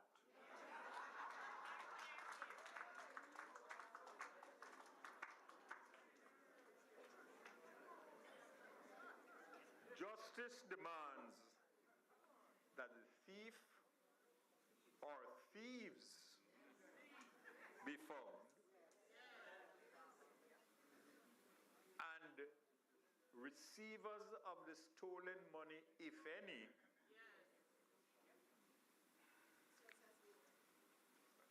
end up where those who have been convicted by a court of competent jurisdiction go, where criminals belong. Bolt's money was not lost, it was stolen. Plain as daylight. We must not prejudice the right of fair trial of any accused.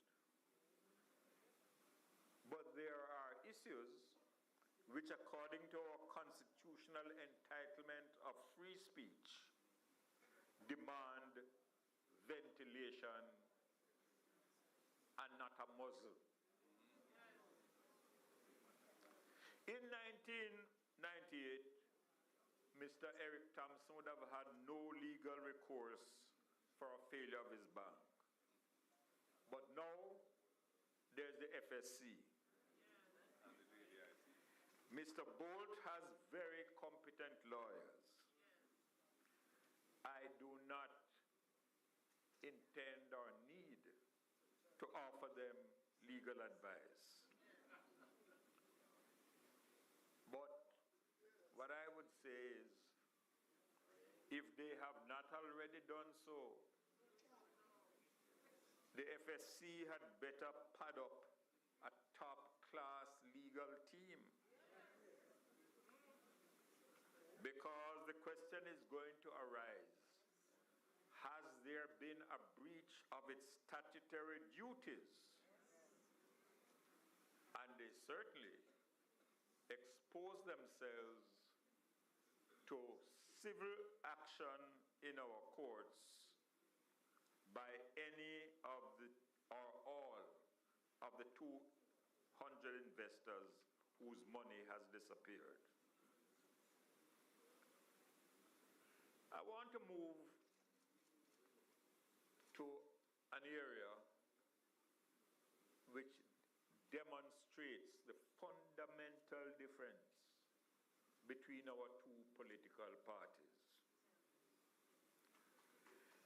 The PNP has always endorsed the critical value of strong economic indicators. Let no one tell you otherwise.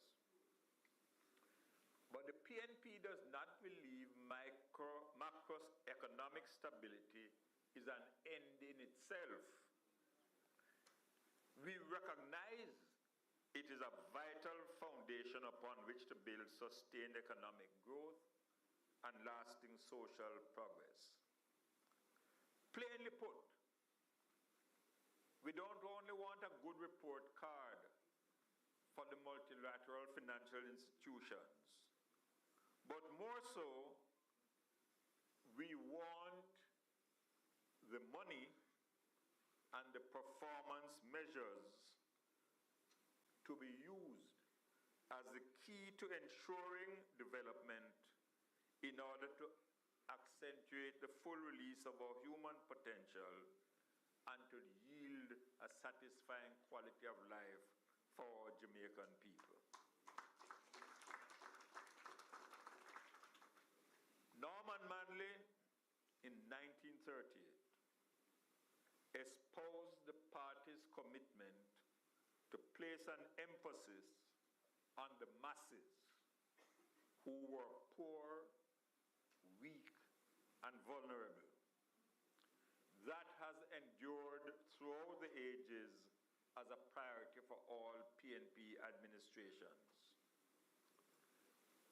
The party's record of social intervention throughout all its terms in government, from Norman Manley to Portia Simpson Miller, is well documented. Our policy initiatives in the social sector have been consistently based on rigorous analysis that underpin our policies and programs.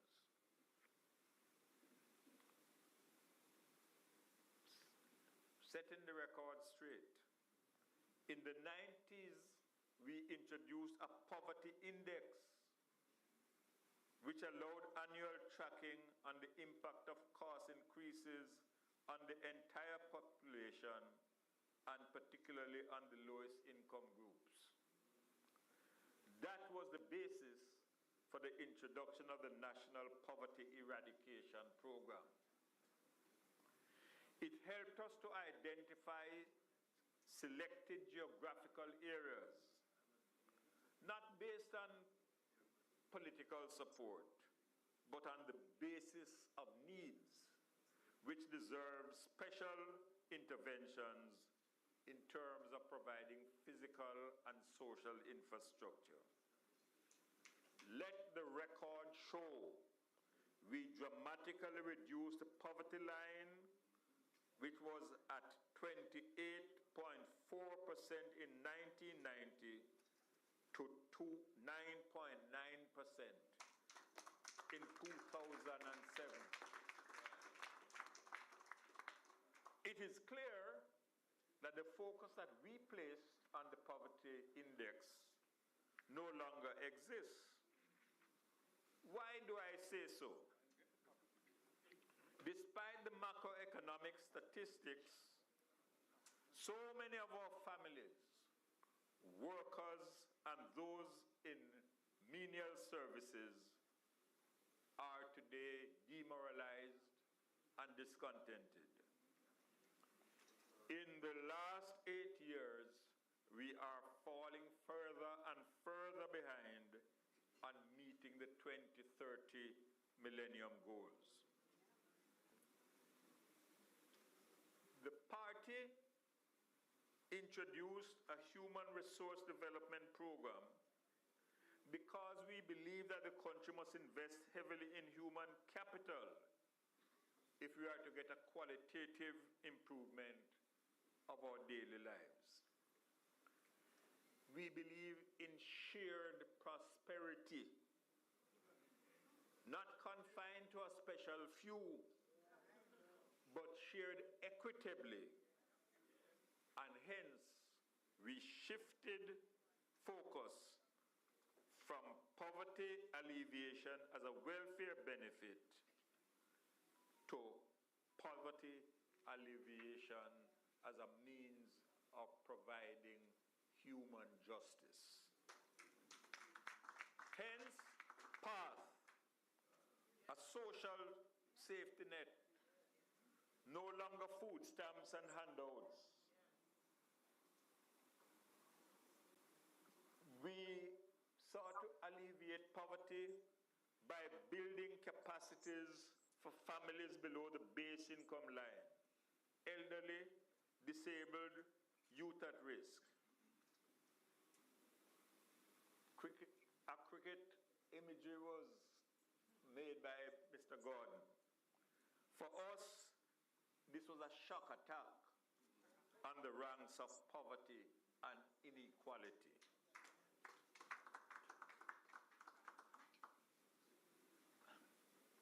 Health. We don't believe in gimmickry about a free health system that has people waiting for days and days and days. Yeah. It is on the verge of collapse. Let me refresh your memories. We upgraded and refurbished KPH, Mandeville, St. Anne's Bay, Cornwall Regional, Spanish Town, Bustamante Children. The new Maypen Hospital that we built is the only new hospital built over the last 50 years.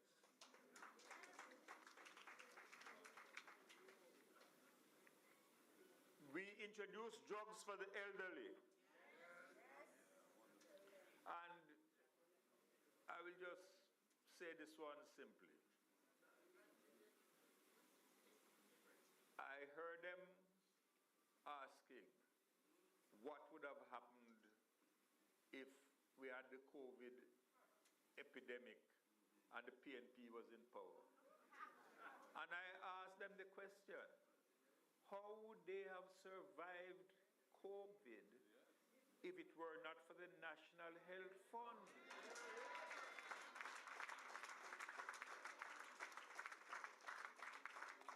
Don't talk one-sided, though. Very, very simply, the National Health Fund for Health is what the National Housing Trust was intended to be. Of course. But, Prime Minister in waiting,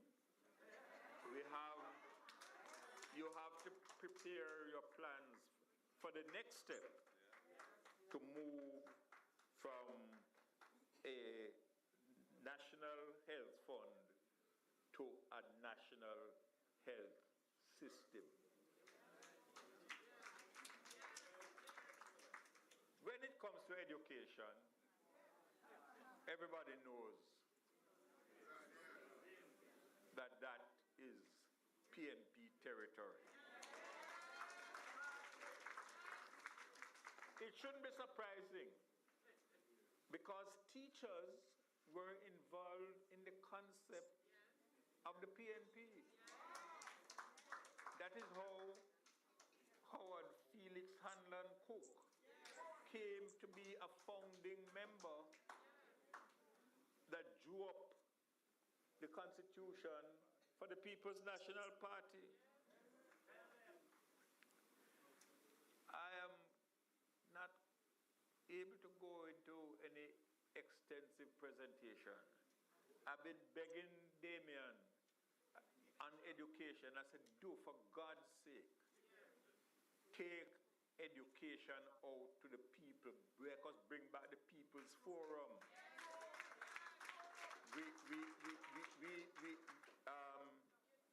We have a situation where there's a report presented, a good report, but the stakeholders have no involvement in what it contains.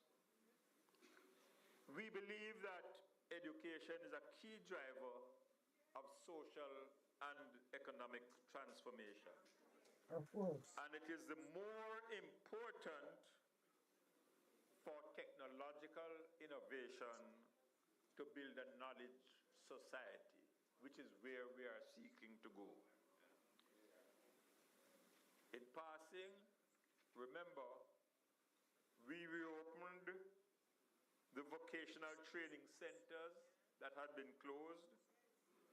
We expanded HEART to embrace the national training agencies. And this is a report from the World Bank. The quintile of tertiary students in Jamaica moved from 6.5% in 1991 to 19.5% by 2004. When I took office, we had one university. When Portia left office in 2007, we had 6.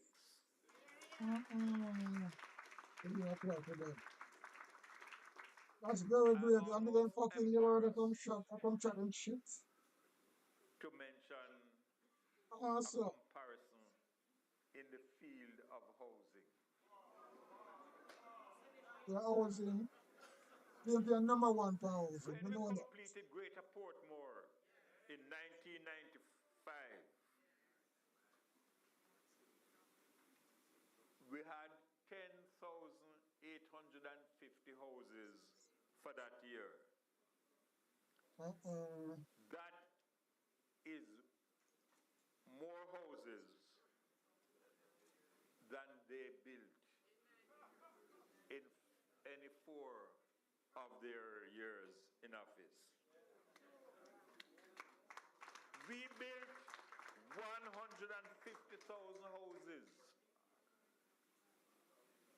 Where are they in fulfilling their promise to build less than half of that, 70,000? We provided 58,000 families with land titles under Operation Pride.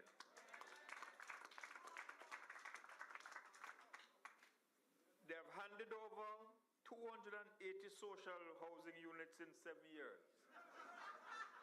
That makes for good photo op. But it would take an eternity to satisfy the demand.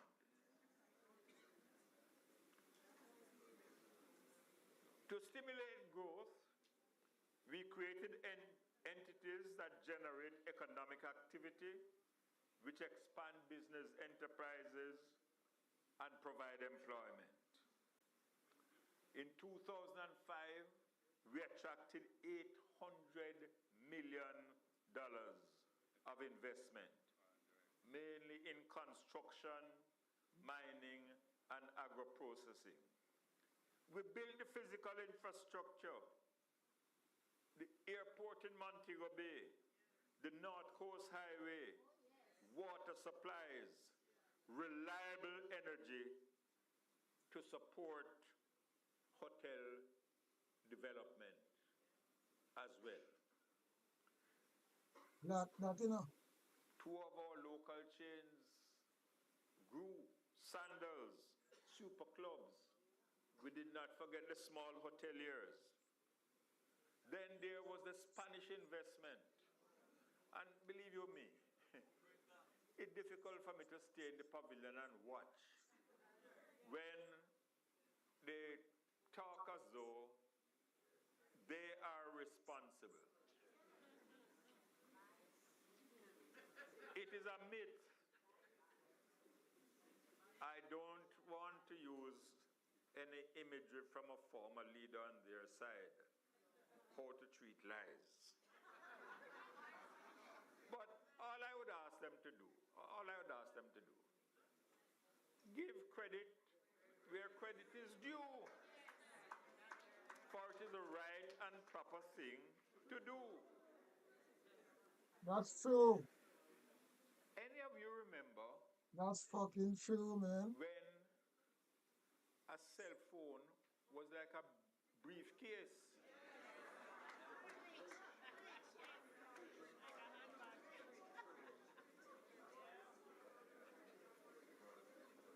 The availability of cellular phones has increased by 500%.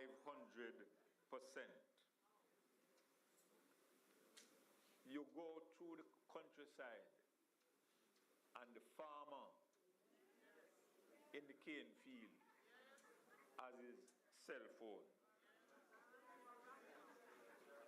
You know what irks me? I saw one time they were putting out something about the Universal Adult Fund, Universal Access Fund, with the then minister proclaiming. I had to go to Washington to talk with the Treasury Department because they were saying that the tax we imposed on calls coming in was in fact a tax on them.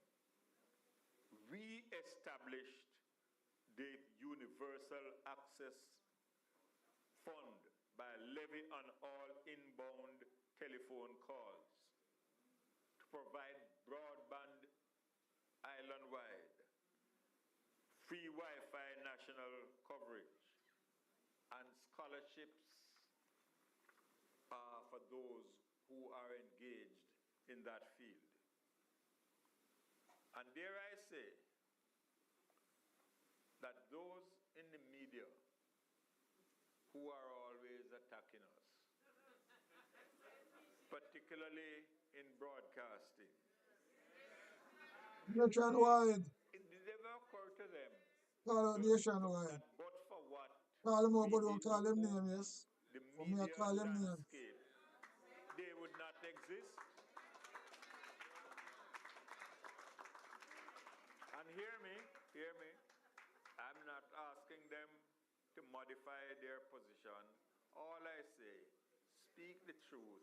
That's all it is. Speak it ever, cost it what it will.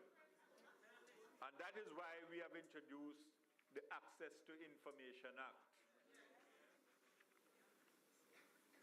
We introduced the National Commission on Science and Technology to coordinate the programs and develop the linkages with the sector of science and technology in both the public and private sectors.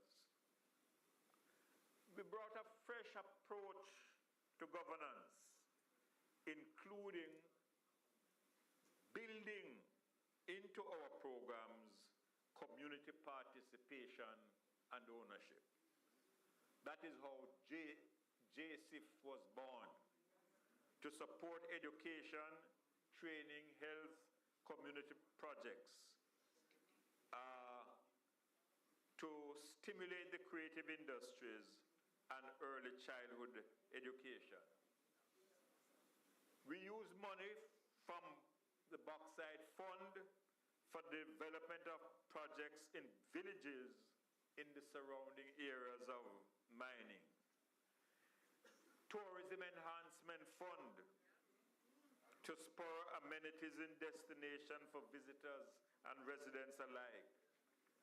The Inner City Development Program, the removal of zinc fences. Let me set the record straight on how we compare an economic growth, because I think it's an insult to our intelligence when they are claiming that they manage the economy better than the PNP. The World Bank data shows foolishness that completely. between 1992 They know that. and 2006, But that's how they stay. You're a the liar. economy grew more than is the case between 2016 and 2023. What happened to 5 in 4?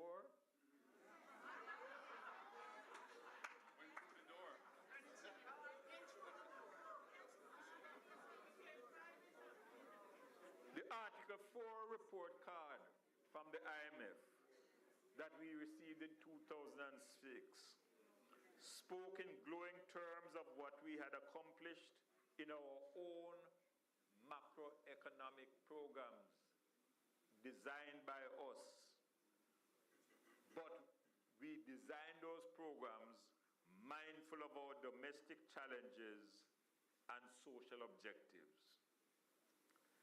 There can be no argument that in 2007 we left the economy of Jamaica in a good much condition. better state than we found it in 1989.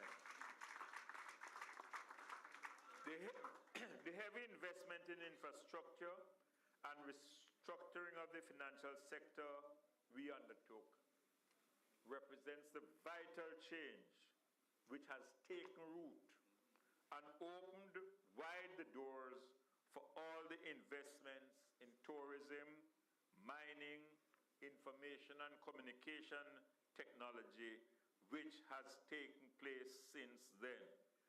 Don't let anyone else claim paternity. That is jacket.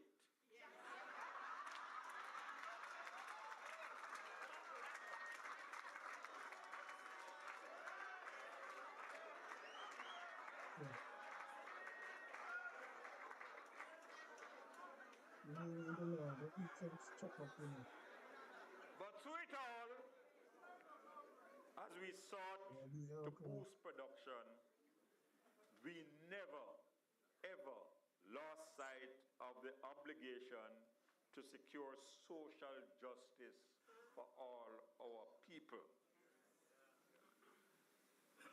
At the same time, and this is not something we get credit for, we worked tirelessly to reduce political tribalism. We do not regard scarce benefits as the spoils of victory. We believe they should be allocated according to needs. And all of this was aimed at reducing political tribalism and thereby eliminate political violence. And I hope the government in its last few months in office will never forget that.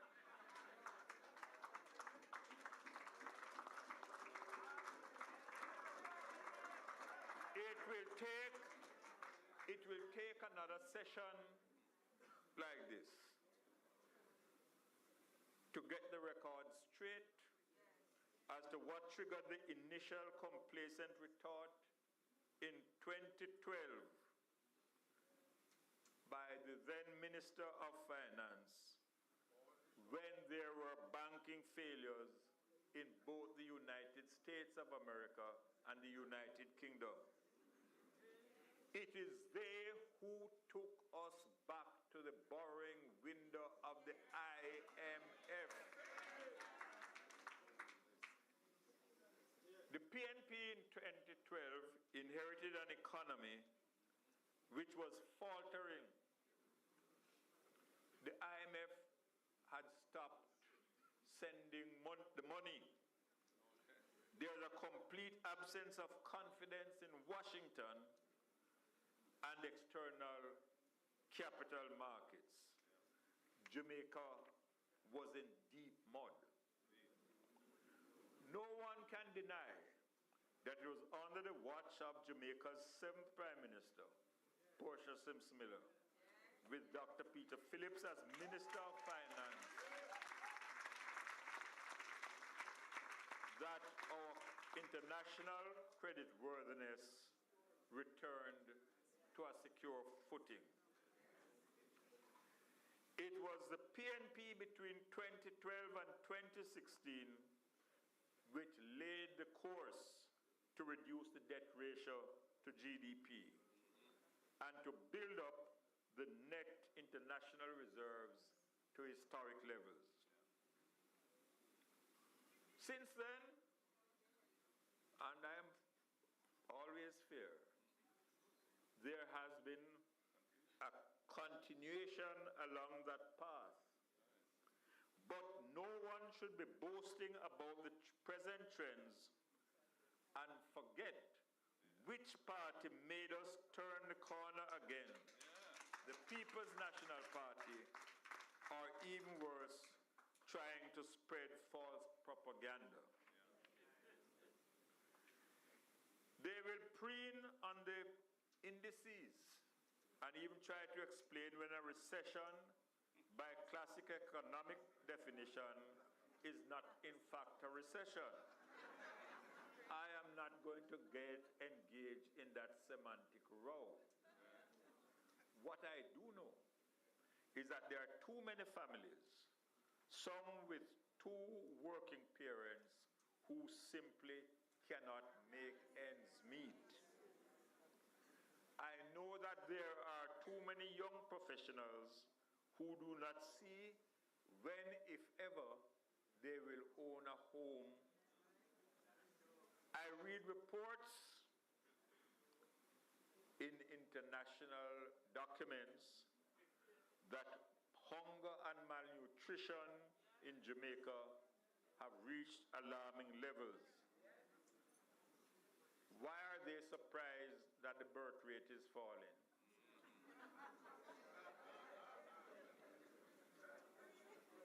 And so, ladies and gentlemen, I believe it is high time, even those who are in slumber and denial, to wake up to the alarming collapse of trust and confidence in the country and the social alienation which is most severe among our disenfranchised youth.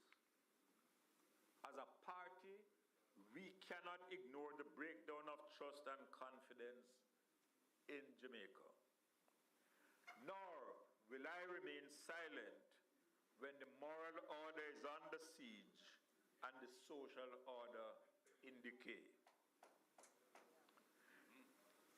The institutions which we created to promote good governance are all being castigated and undermined. Even when the Auditor General makes a report that billions and billions of dollars are unaccounted for, she finds herself under attack. We have to change course, and the PNP has to come to the rescue once again in order for us not to go over the precipice. I am sure that the PNP under Mark Golding will in clear and precise terms tell the country how we will ensure transparency and accountability in government, because that is our DNA in the PNP. To those who have sought to pervert history, I ask them, don't confuse your political opinion with the verdict of the people. For the people have spoken loudly and clearly in 93, in 97, and again in 2002.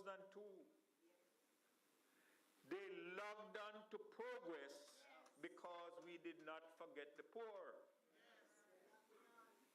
Soon, the people will have the right to speak again. It is for us to tell them the story of the policies and programs that benefited the majority of our people, including our workers, the poor, the elderly, the children, and the most vulnerable.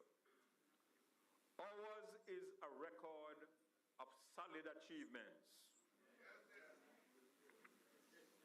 There is no better way to commemorate the majestic century of the immortal Michael Manley than to celebrate a victory when the trumpet sounds and our people answer the call.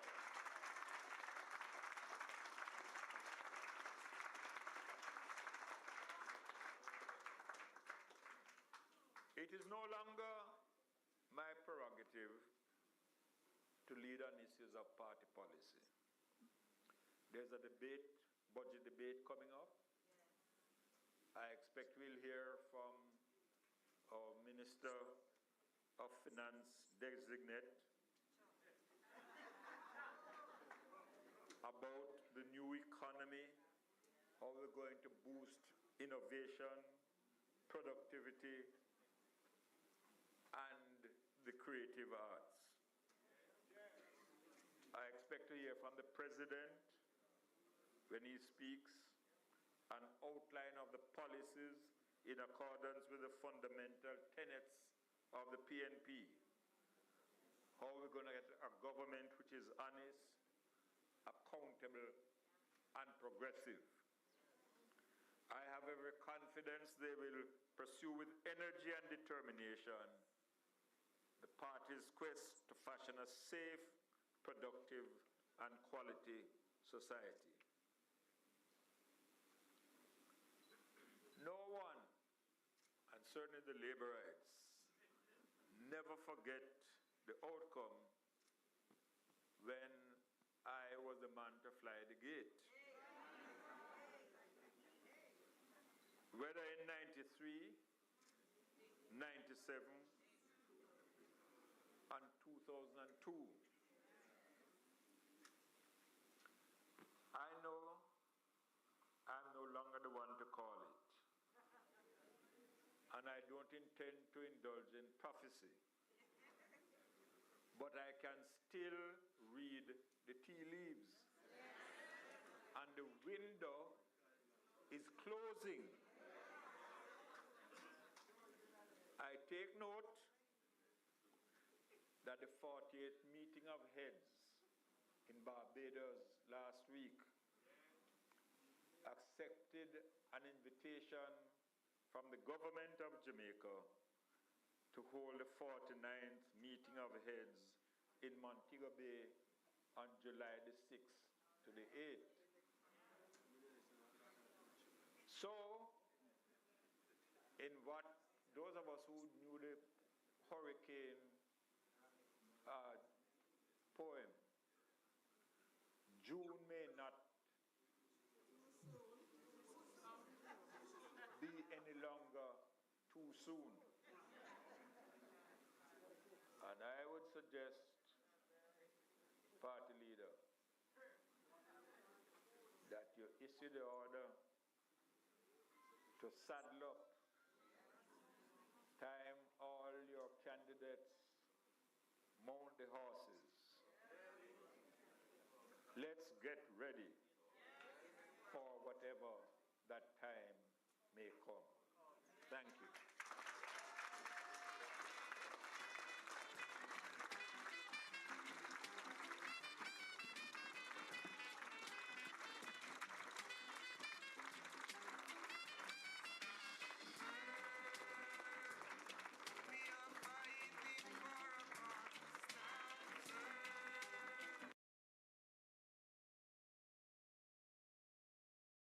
Yes, so that's how we leave it, So it's a good little, well, not a little, a big speech. Man come about the truth and things like that.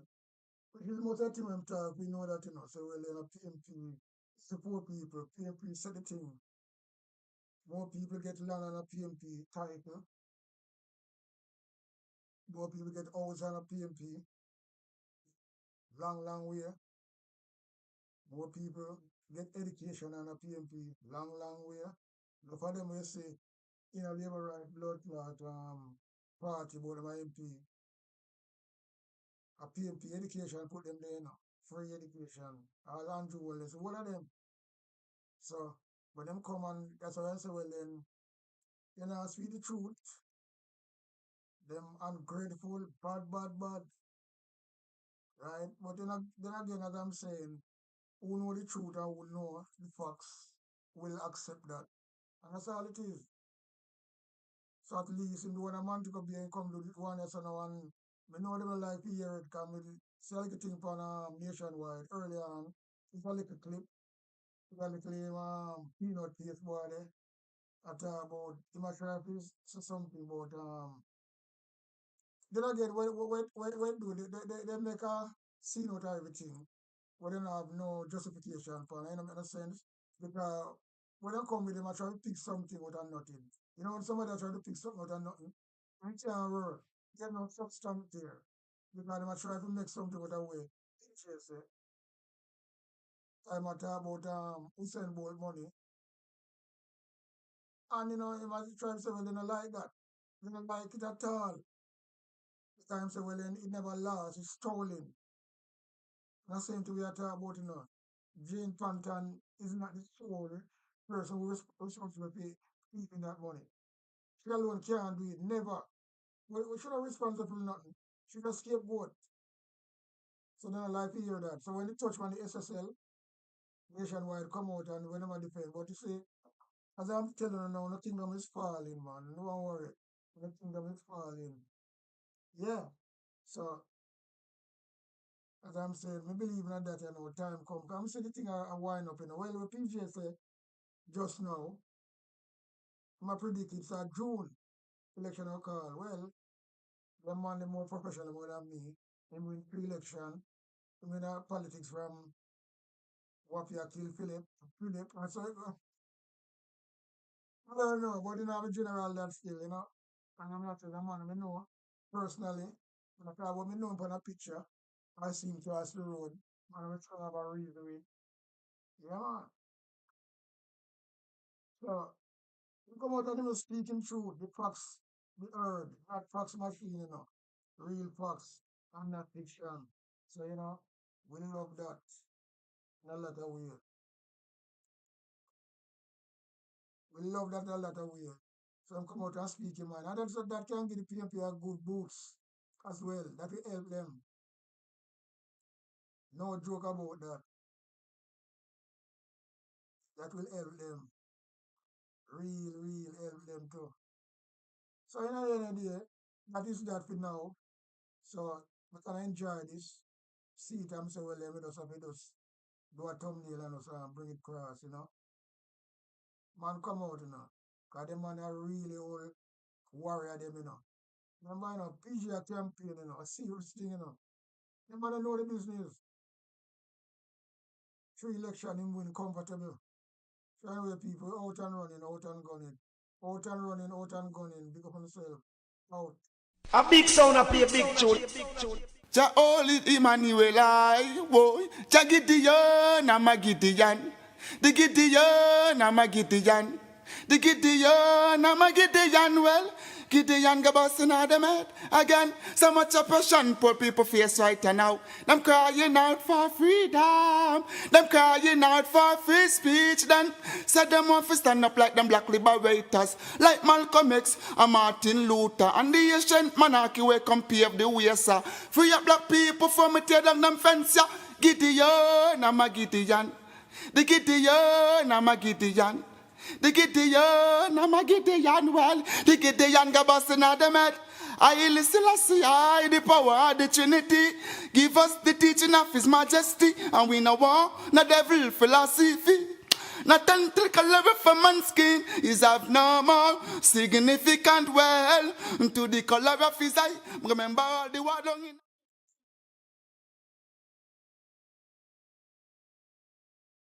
On Sticky Stocky TV. If your finger is not sticky, subscribe. But if your finger sticky, do not subscribe on Sticky Stocky TV.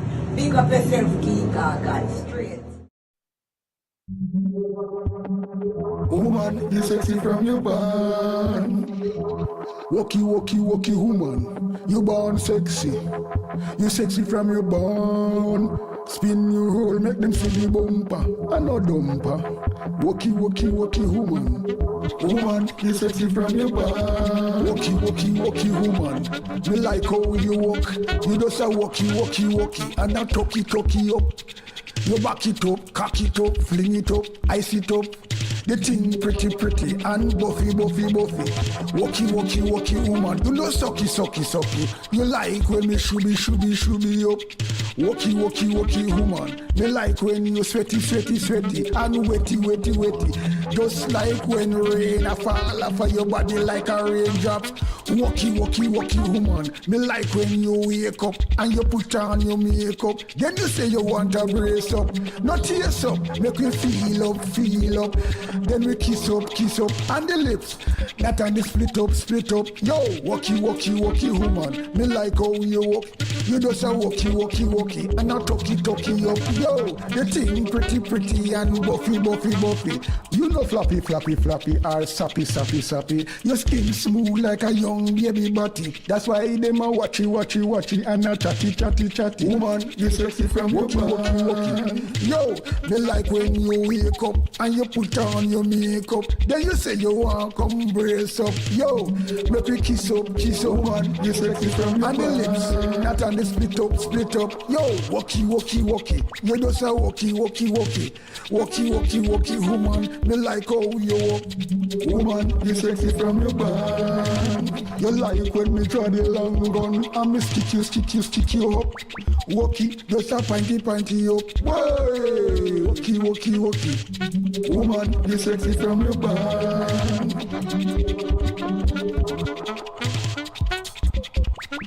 Woman, you sexy from your band. Woman, you sexy from your band.